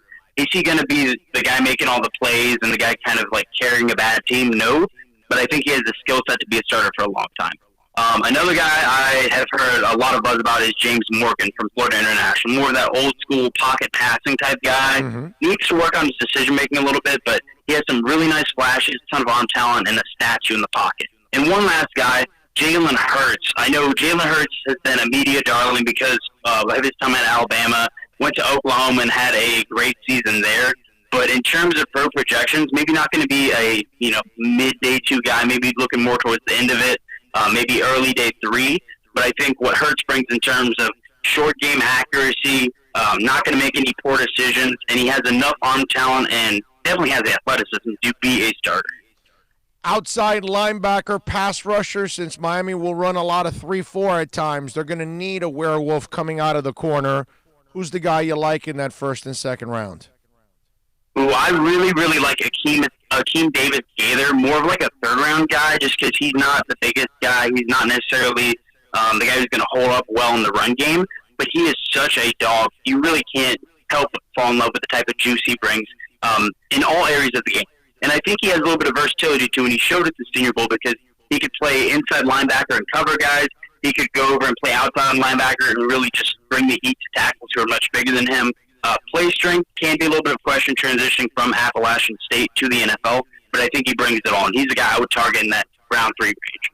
All right, Mark Jarvis, by the way, NFL draft analyst for What's on Draft NFL. You can follow them on Twitter at What's on Draft NFL. All right, Mark, we talked a little bit about the pass rushing linebacker. Defensive end is not a deep position in this draft. Miami has 3 picks, 5, 18, and 26. I think if they get a pass rusher, they could do it at 18 and 26. Who's still going to be available that you like as a pass rusher? There's not any guaranteed stud like a Chase Young at the top of the draft. But I think there's a lot of guys who are going to be available in that range. A.J. Epinesa, I know he had a poor combine, and his stock seems to be trending downward. But I think he's kind of just plug and play, put him in there. He's just a powerhouse. When he touches guys, they go backwards. So he might be more of a slow burn pass rusher. He's not going to get a lot of quick wins and get a lot of sacks. But he is a force, and he's going to make an impact on every play. Yeah. Yetur Gross-Matos. Wait a minute. Before you finish on A.J., I'm with you 100%, my brother. I like A.J. a lot. I just think he's going to be like this monster against the run and then get you maybe 7 sacks a year or something. I'm with you. I don't think he's ever going to be this great sack artist, but I think he's going to be a disruptive dude on the line and going to be exceptional against the run. That's kind of the way you're kind of describing him? Yeah, absolutely. And he kind of got billed coming into the year as a future all-pro type talent. He's not that level. But you can get, 2 good contracts out of him and have him be a very, very good starter for a long time. So not going to be worthy of that top 15 type range, but I think Epinesa is certainly worthy of being considered a kind of I don't want to say a franchise piece for your defense, but he's going to be there a long time. Okay. All right. What's the other guy you were going to mention? The other guy I was going to talk about was Yetur Gross-Matos, who has a little bit more athleticism than Epinesa does, but he's not as polished. He's a lot more of a kind of he's put together. He looks the part. The flashes are there, but he just doesn't have the refinement with his hand usage and with his pass rush to really be considered a top of the line guy coming out of college. I think he's a very good developmental guy. I think if you're looking for that type of all right, we can build him into a superstar type guy towards the back of round 1, I think he's a good option. But I don't think he's as safe as Epinesa. All right, Mark. I went to the East-West and I went to the Senior, and there's a bunch of receivers in this draft. Oh. Yeah. And again, I think Miami, actually, this is one of their best positions is receiver, but because Devontae Parker has been an injury-prone guy, I still think, and Preston Williams really showed a lot, but he's so young, I still think that receiver might be in the cards. I don't think early on, but because of the depth at wide receiver, I think in that second and third rounds where they have multiple picks, I think one of them could be spent on a receiver because you still can get a pretty good receiver in the second and third rounds. Give me two guys that you think will be in the second and third round area that you like at wide receiver. Ooh, in the second round, I think Laviska Shenault's going to drop there. I don't think he's going to end up being a first rounder. I know he got a lot of hype early on. You put the ball in his hands and he can make plays. He's kind of a gadget guy. Kind of disappointed with his testing a little bit, but he's one that is just, you can use him in so many different ways on your offense. You might even be able to put him back there at running back. So I think he's a guy that might be a target in round 2. And then looking down to round 3, I mean, there's just so many options available. I don't think he's going to get there. Denzel Mims was kind of in this area for a while, but after blowing up the combine, he's probably more of a round 2 guy. Devin Duvernay from Texas is one that I'm interested in because he's a little bit more limited than a lot of these other top guys. He's not going to be a jump ball guy. You're kind of using him primarily as a deep threat, but when he can open it up and go downfield, he's going to take the top off the defense. He's going to be that kind of field stretcher that you need to really add a new dynamic element to your offense. I like it. All right, good stuff. Follow him on Twitter at What's on Draft NFL. He is Mark Jarvis. Mark, thank you for taking some time, my man. Look forward to doing it again. Thank you for having me. You got it. There you go, Mark Jarvis. What's on Draft NFL? All right, we're going to talk to Kobe Price at the bottom of the hour. We'll talk a little Inter Miami. We got some breaking news here. The NFL has extended voting by 2 days. Players who want to vote on the proposed CBA will have 2 more days to do it. The NFLPA announced that its Board of Players representative has voted to extend the deadline for voting on the proposed CBA by 2 days from 11:59 Eastern on Thursday to March 12th, 11:59 on Saturday, March 14th. And why the 2-day change was made, any player who wants to vote on it anytime, quickly and easily. The vote by 32 representatives was not publicized. The number would potentially reveal whether the change was favored by those who favor the CBA and whether it was opposed by those who oppose it. The NFLPA has distributed to all players a side-by-side comparison of certain terms from 2011 CBA to the 2020 proposal. So they've got 2 more days to make their decision, and then obviously they got to get it done because free agency starts. Way to go, Jerry. A little more time to sign Dak and figure it out. Well, apparently they have offered Dak a $100 million contract, $105 million in guarantees, $33 million per season. Russell Wilson had $107 million guaranteed, $70 right when he signed. So I'm not sure how those guarantees might be broken up per year. So you've got to be on the roster by the start of the new year in order to be eligible for that next wave of guarantees. So I'm not sure how it's broken down, but they do have $105 million of it guaranteed. Again, not exactly sure how it's broken down. Like, again, there were $107 million in the Russell Wilson one, but he got 70 of it the second he signed. Now, Dak Prescott is not Russell Wilson. So that's where I don't know. I don't know if maybe the Cowboys are like, hey, we can give you this, but we can't give you Russell Wilson guarantees because you're not Russell Wilson. I'm not sure if that's how it's been phrased or what, but the contract is out there for him. The article I read said something about like Russell's at like $35 million per year, and Dak would fall right at about 33 is what they're saying. But this is the contract that apparently he turned down. Again, I don't know what's going on. We'll see. Who does this guy think he is? Is he like Flavor Flav? Stocks keep sliding on Wall Street over coronavirus and oil price crash. How about that?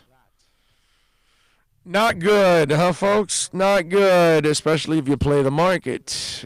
Definitely taking a hit, but it'll all bounce back. The price of oil sank nearly 20% after Russia refused to roll back production in response to falling demand, and Saudi Arabia signaled they will ramp up its own output. While low oil prices can translate into cheaper gasoline, they wreak havoc on the energy companies and countries that count on petroleum revenue, including the number one producer, the the U.S. The clash between the two giant oil production companies came as Italy, the country hit hardest by the coronavirus in Europe, began enforcing a lockdown against 16 million people in the north, the heart of its manufacturing and financial industry. The turmoil is expected to push Italy into a recession and weigh on the European economy. U.S. stocks edge closer to a bear market, defined as a drop of 20% from its record, while its measures of fear on Wall Street reached its highest level since 2008 financial crisis. European stock markets fell even more sharply, and yields, U.S. Treasury bonds, plunged to more record lows as investors kept on sinking money into seemingly safer places, even as the return on their investments sank closer and closer to nothing. Wow. So there you go.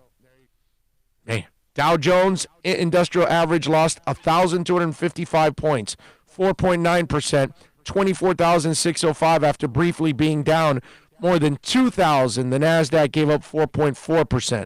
The largest wide circuit breakers have been triggered only once before in 97. Man. Did you say they're shutting down Wall Street? Yeah, the trading. Well, there you go. Way to go, Trump. Protect my presidency candidacy. There you go. Gotta love it, man. Guy's a piece of work, man. Yeah. All right, 786-322-1105. That's 786-322-1105. If you want to get in on the accidentlawfirm.com text line, you can also reach out to us on Twitter. That's at Big O Show. Follow us there as always. It's a 24-hour talk show there on Twitter. Let me see what we got here on both the accidentlawfirm.com text line and also get you here on, what's it called, on YouTube. Let's see. Tua's way too risky at 5. Let's hope the Chargers bypass Miami to snatch him. That way Miami is not tempted. Pena says Tristan Wirfs. Go Gator says, I really like Andrew Thomas, even though I hate UGA. I like Andrew Thomas, too. I have Wirfs ahead of Thomas. I kind of disagreed with Mark Jarvis on a lot of things in that interview. Bromar Smelly says, I wouldn't give up picks to move up for Tua. I would for Burrow, though, but if Tua's there at 5, you have to take that gamble. Do you really? I don't know if you have to take that gamble. Pena says, I would be happy with Wirfs at number 5, Love at 18, Dobbins at 26. Let's see. Santos says, if they cancel the NFL draft, how would they get the players drafted? This would really hurt Las Vegas's local economy in the NFL a short time. It would hurt the NFL a little bit. Las Vegas would recover quickly. Las Vegas doesn't really have recession, bro. David Williams says, take our picks and use them all to build our trenches on offense and defensive lines and plug in Rosen this year to see what he could do. Well, I'm with you, no doubt, on plugging and creating the offensive and defensive lines. Rosen, it's up to Rosen, dude. Rosen has to come out and ball out, bro. He has to prove that he wants to be on the field. Okay? Go Gator says, block LH because he has a 10-year-old. I don't know what that means. Let's see. What else do we have? David Williams says, the one thing that we have learned about this team is no one is safe. You play and practice good, you're in. You're not tossed. You're tossed. Think about it. I agree, and I got no problem with that. Alex Diaz says, Dak's name keeps on getting thrown around with the Dolphins. I don't know about that one. David Williams says, definitely do not want Dak here. Fred Soares says, thanks for the Berlin video. They sound great from Michigan. All right. Yes, they do. She sounds phenomenal, man. Those videos were awesome. And when she did, what was it? No More Words?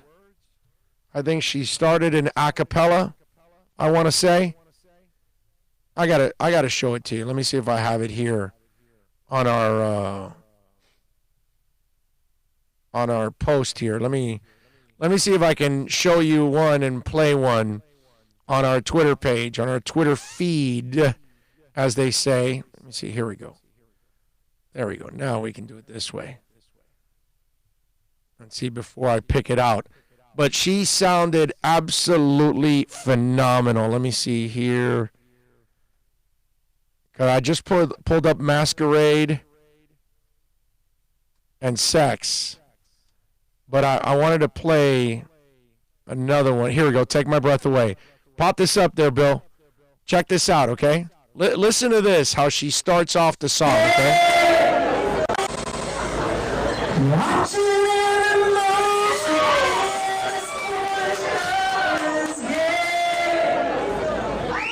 There we go.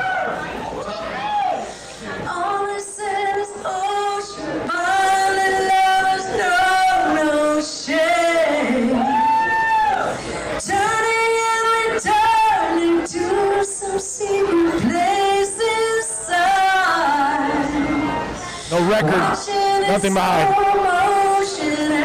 No lip syncing here. This is real talent.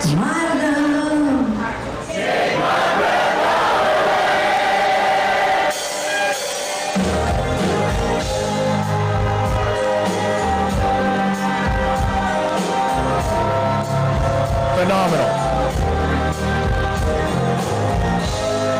She is still a goddess. Still a goddess. She was awesome the other night. That was Saturday night at Club Space in Miami, and it was well worth it, man.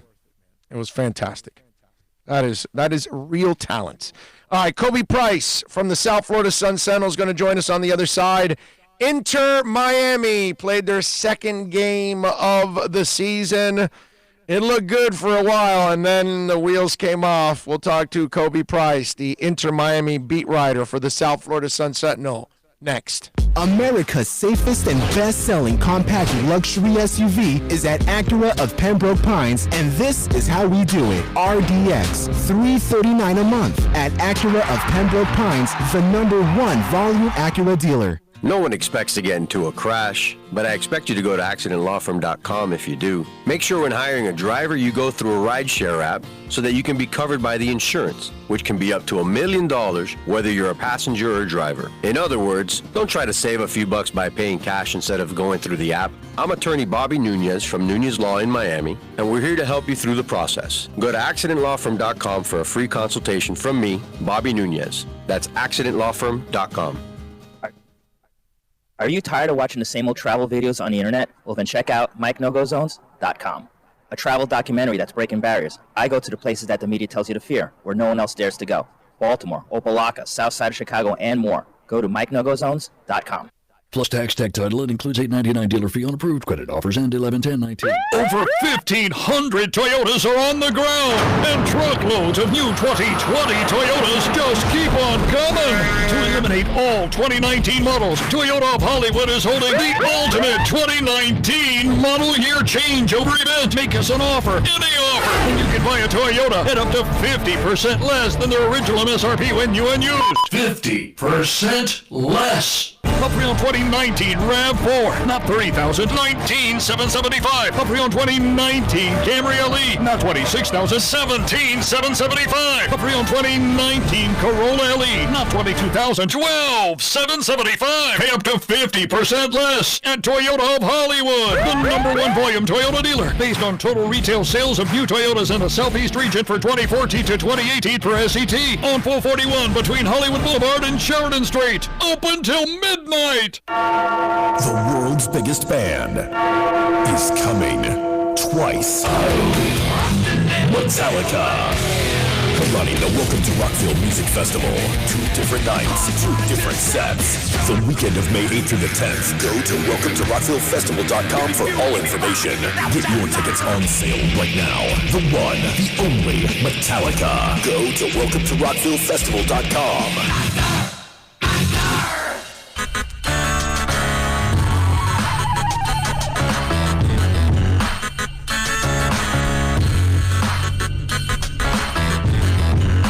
This is the Big O Show.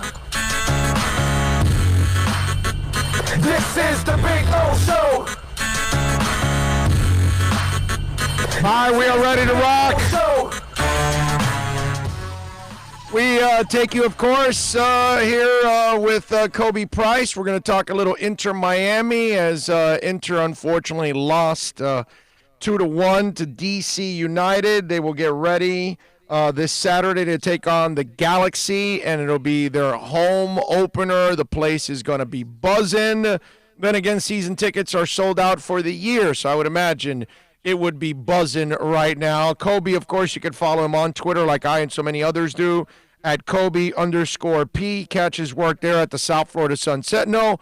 Mr. Price, how are you doing, sir? No, we don't have him yet? What happened? What's going on? Wait a minute. Do we have Kobe now? Kobe, you there? Wait a minute. Hold on. All right, we'll see what we get done here, and we'll try to get Kobe up here and try to get it going and see if it's working. It's not potted up either way, so we're not going to be able to hear him. I know. I don't know. So apparently they got some technical snafu here. So we'll see. He'll try to figure it out here. Anyway, so Inter obviously struggled on Saturday after that red card, and they ended up losing the game 2-1. So unfortunately, Kobe had to cover that loss in D.C. Hopefully he will cover a win against the Galaxy this week. It would be nice because, man, they were looking really, really good for a good amount of time during that game. It was like, all right, they look like a different team. They didn't have a lot of opportunities in the back third of the field, and they all of a sudden were getting opportunities because offensively they were in a much better place. They were playing much more confident. It just looked like a completely different team on Saturday, and I thought we were going to get a different result. Unfortunately, we did not get that different result. Now we need it at home. Hopefully on Saturday, everything will come together. I don't know if Robbie is going to be healthy enough to play. That would be really, really nice. I think we've got Kobe now. We'll see if we can get him up now and try to lock him in and try to have a little fun with Kobe Price from the South Florida Sun Sentinel, talking a little bit of Inter Miami and hopefully they get a win against the Galaxy on Saturday. We'll see. I know we're trying to get him up here and trying to work this thing, but unfortunately it's not jiving. So what can we tell you? Basketball-wise, tonight there's actually two pretty decent games. Heat are off tonight. They'll get back in action tomorrow, but tonight Bucks are at the Nuggets at 9 o'clock, and the Raptors are at the Jazz. Those are going to be two really cool games. Guess what? Got Bluetooth. All right, there we go. So we got Kobe Price. Kobe, are you there, my man? Yes, I'm here. There we go. I'm here. There we go. I like it. All right, follow Kobe on Twitter at Kobe_P. Catch his work there at the South Florida Sun Sentinel. Kobe, dude, right up to that red card, it was a completely different team. They were dominating. They looked active on the back third of the field, where they were inactive completely the week before. They didn't have a lot of offensive chances. It was a totally different team until that red card. It was a complete gut punch. It completely turned the destiny of the game around. I mean, at first it looked like they got their early goal from Pizarro. They got the score up 1-0, and they kept coming back, and then the red card happens, and then bam. It's kind of quickly. You get a goal scored on you, then you get another one, and you just can't come back from that with 10 guys on the field. Kobe, I'm sure you asked and inquired and investigated a little bit. Did the red card seem extreme? Because I know it was an option for the referee, so you leave it at his discretion. What did you think about that? And I know that Torres kind of put himself in that position to be at their mercy. So how did you view all of that, and what did you find out? Yeah, I mean, from my point of view, it seemed like it was going to be a red card. I didn't think it was too extreme. They call it an obvious trying to prevent a goal, being in the pathway of a goal or scoring opportunity. So I get it. I wasn't even mad about that, and I think I was able to talk to the team. So I wasn't at the game, but I think deep down they also understand that. I mean, when a play like that happens, you can't really – it's hard to argue against that. It's hard to be like, well, I wasn't trying to do it. Well, it happened anyway. Right. Yeah, and he was trying to do it. There was completely. There was intent on his part because he knew the defender had a little bit of an angle, and so he didn't want to let him get at it. And I understood that he got the red card. You did it on purpose, dude. You kind of set yourself up. You put yourself in that position. And the worst part is, for those that don't know, he's not available this week against the Galaxy. He's out. Yeah, he's out, and for Inter Miami, that opens up, a center back spot for the starting lineup for the home opener. And now that on top of Robbie Robinson, we're still not sure what's going on with him and his apparent knee injury. That they already had shakeups for the starting lineup going into the DC United game, so there's going to have to be obvious changes going forward, and it's just opened up a hole at the worst possible time. You have the home opener, first time your local fans can see you come out in your stadium, and it's like, well, two starters possibly may not be playing at all, depending on what happens with Robbie. Have you heard anything from the team on Robbie and where his status is? No, we haven't heard anything. Obviously, team officials are hoping that it's nothing serious, but haven't heard anything definite about what the injury would be. It didn't look great though, but there's comfort in knowing he was able to walk off the field on his own. Did they practice today, or are they practicing later on in the afternoon? No practice today. They're off today. They're going to resume practices tomorrow, leading up to the big day, all right, the home opener. So I would imagine tomorrow will be a big day for you guys to see if Robbie ends up practicing tomorrow. That'll be good, because that's the other thing, Kobe. Man, he looks like a good first-round pick because he looked active, and for a young guy, he was already making an impact. Yeah, he was in college like a few months ago. That's the thing. Like, there's obvious criticism, especially with the scoring punch. They don't have it, but he's active. He's fast. He's physical. He's a big body up front too. So he's been looking good. Obviously, there's some things he can adjust and fix and get better at, but that comes anytime you have a young guy his age.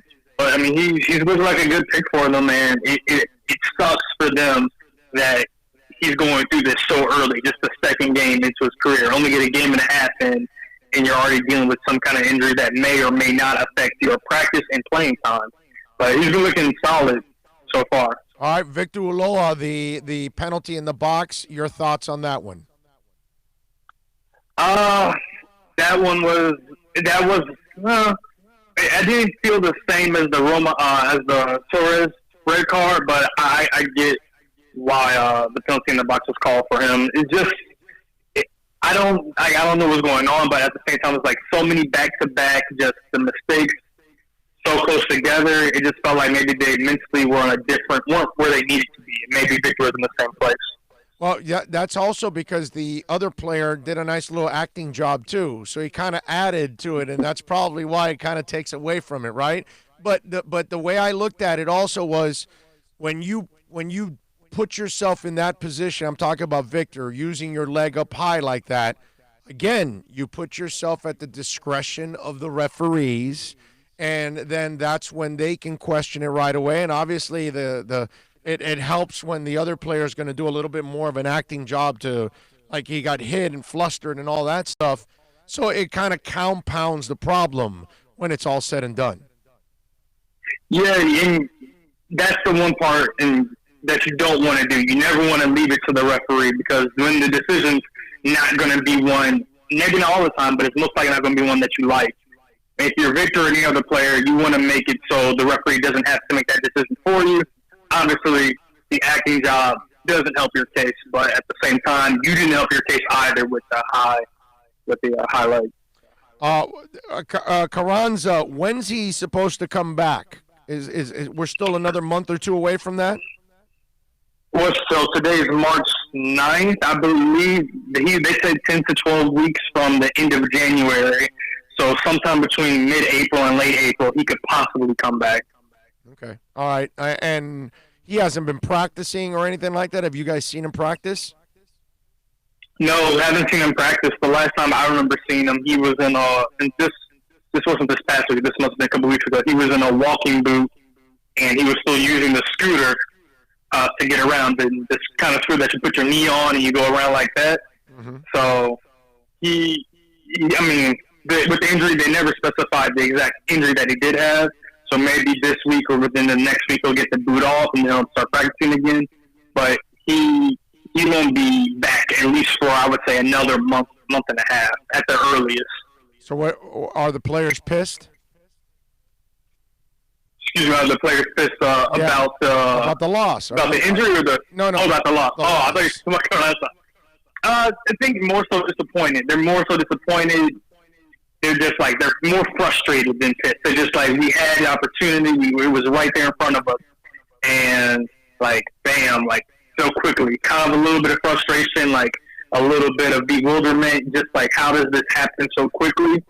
But I also think they have a veteran locker room. They know, like, how to get out of this. They're just looking forward to the next one. But there's definitely frustration coming out of that match because for most of it felt like victory was in hand. Yeah, man, and this was one of those games that was a winnable game.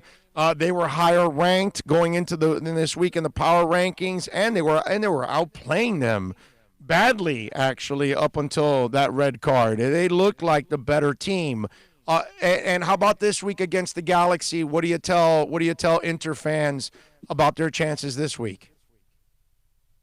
I think they have a good chance. The Galaxy, even though they're supposed to be one of the better teams in the league, they got to a start that they probably wouldn't want to be on.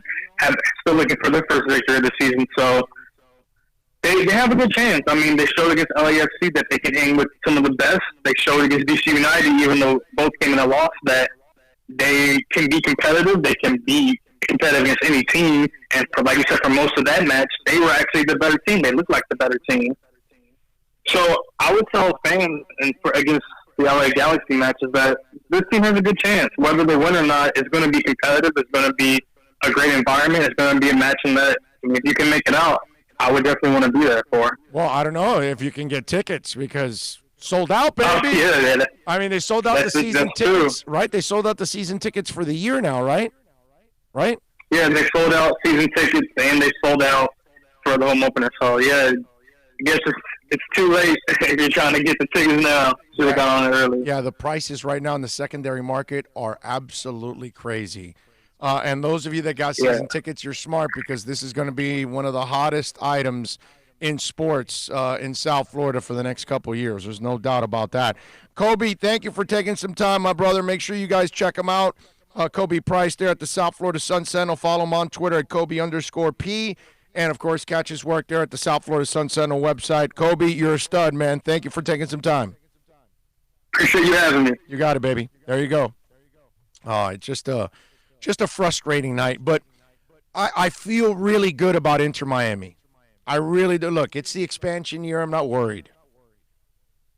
There's no pressure.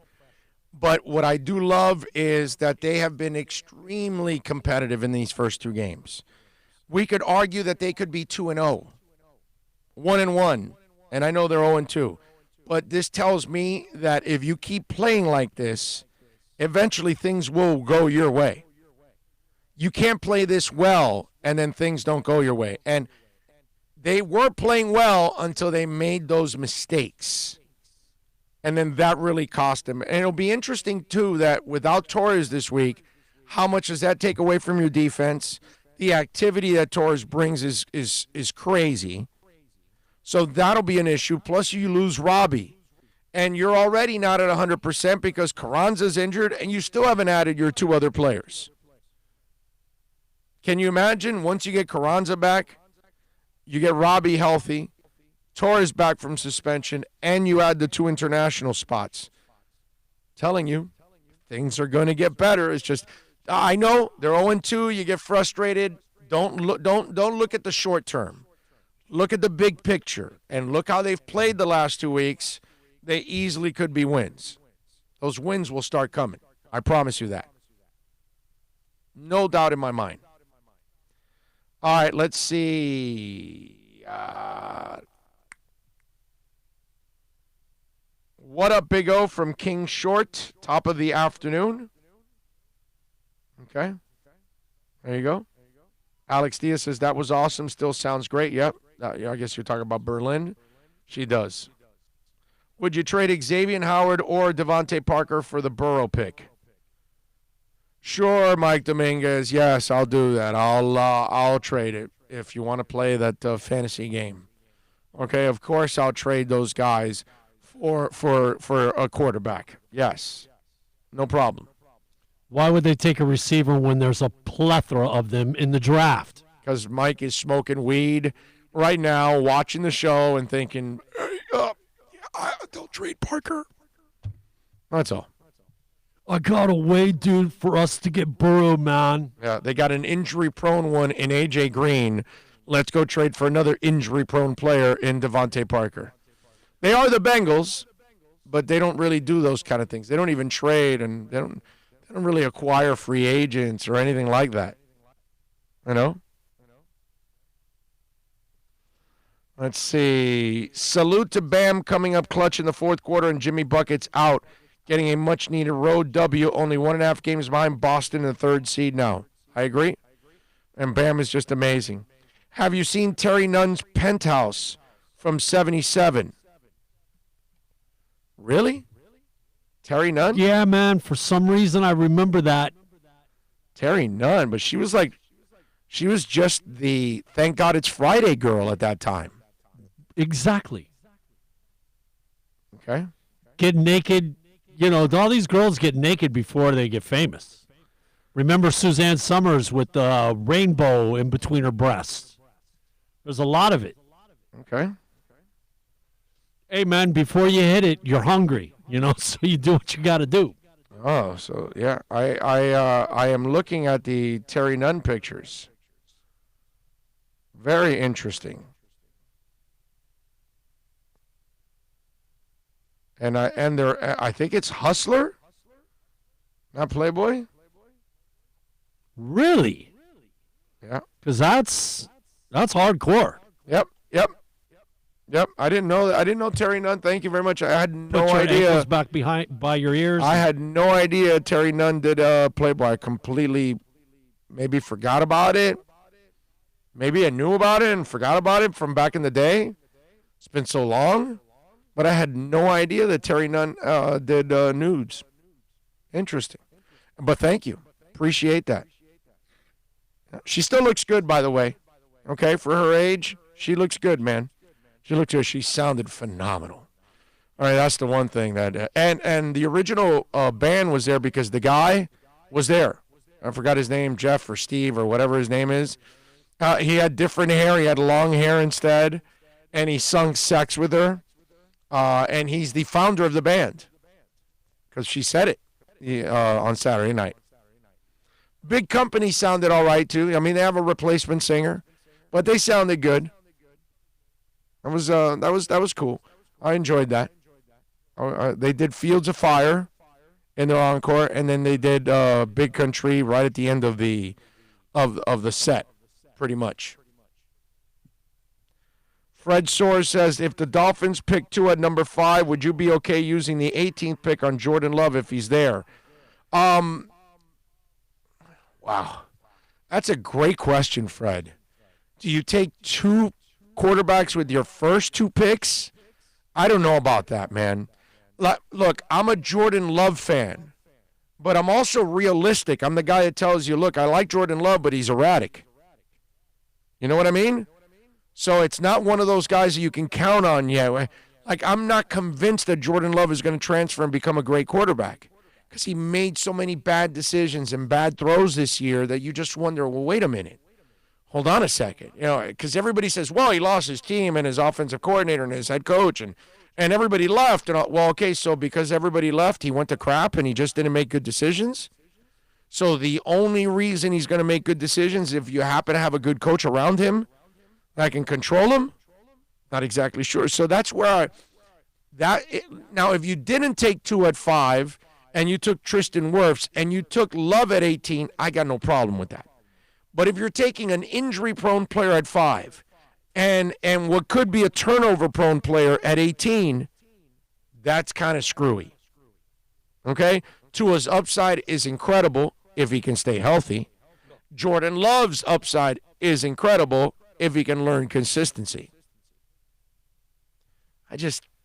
I thought I saw something where somebody had basically broken down and like 11 or 12 of his interceptions, there were circumstances involved there.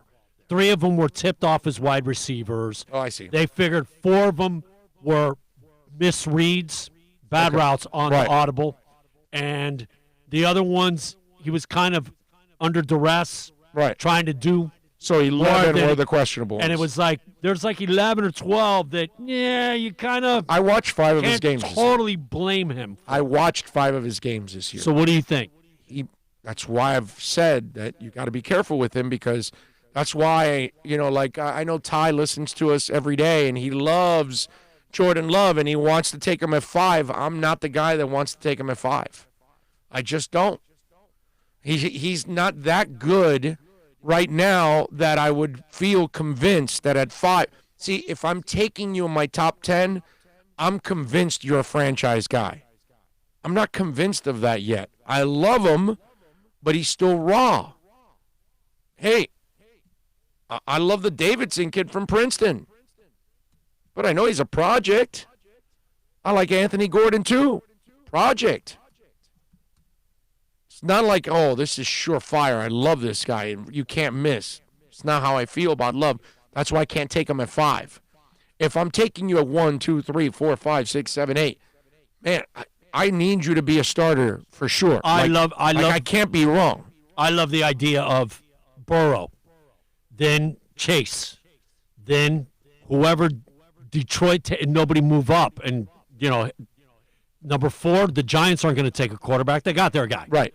And for somebody to want to move up to get Tua from us, we slide back to the Charger spot and take Love or somebody, like just move back a couple spots, pick up the 1, and still get a quarterback. Yeah, maybe. And I'll tell you what, the idea of getting Herbert or getting Love and being able to see what they do this year, as opposed to, like you pointed out many times now with Tua, you're not going to know for another. Maybe in December you'll know. Come on, man. Right. Can't wait that long. 10 Cal State Long Beach students and 2 advisors self-quarantine after possible coronavirus exposure. Yep. It continues. I mean, it's coming. It's coming. You know what, man? Left and right, dude. Look, if this. Look, there's another case in Broward I saw. Yeah. There's 3 now. Yeah. It really, this is not going to stop for at least a month or so, and a month from now, you know what I mean? Mm-hmm. We're going to be being told, oh, yeah, we're going to hold the draft in a warehouse, blah, blah, blah. And it's just going to be us, and you guys can watch it on TV. There's 2 networks covering it. That's the way their attitude's, you still get to see it. Yeah, there's breaking news that is coming in like left and right, and it's ugly, man. It's ugly. In Italy now, they've found another there's another 1,000 cases today. Yeah, like another 1,000 cases in Italy. Like, they got a major problem in Italy, bro. Like, in Italy, it is bad. What we're trying to avoid so it doesn't become another virus like the cold, they already have it in Italy, that it's basically like the cold. And it takes more lives when it's all said and done. Again, everybody, please be responsible. That's all. All right, time to wrap it up here on the show. We started a little early. We're going to end a little early today on the show. Really? Yeah, we appreciate everybody that kept it locked in, as always, here on the program. We did our 3.5 hours today, so it is what it is. We thank you all out there as always. We will see you tomorrow. Thank you for keeping it locked here. Thank you for supporting the show. Thank you for downloading it. Make sure you give us a thumbs up when you're watching it on YouTube and share the link with folks so they can find out about the show. We'll be back tomorrow morning. Be good out there. Might be early, too. You never know. See you tomorrow.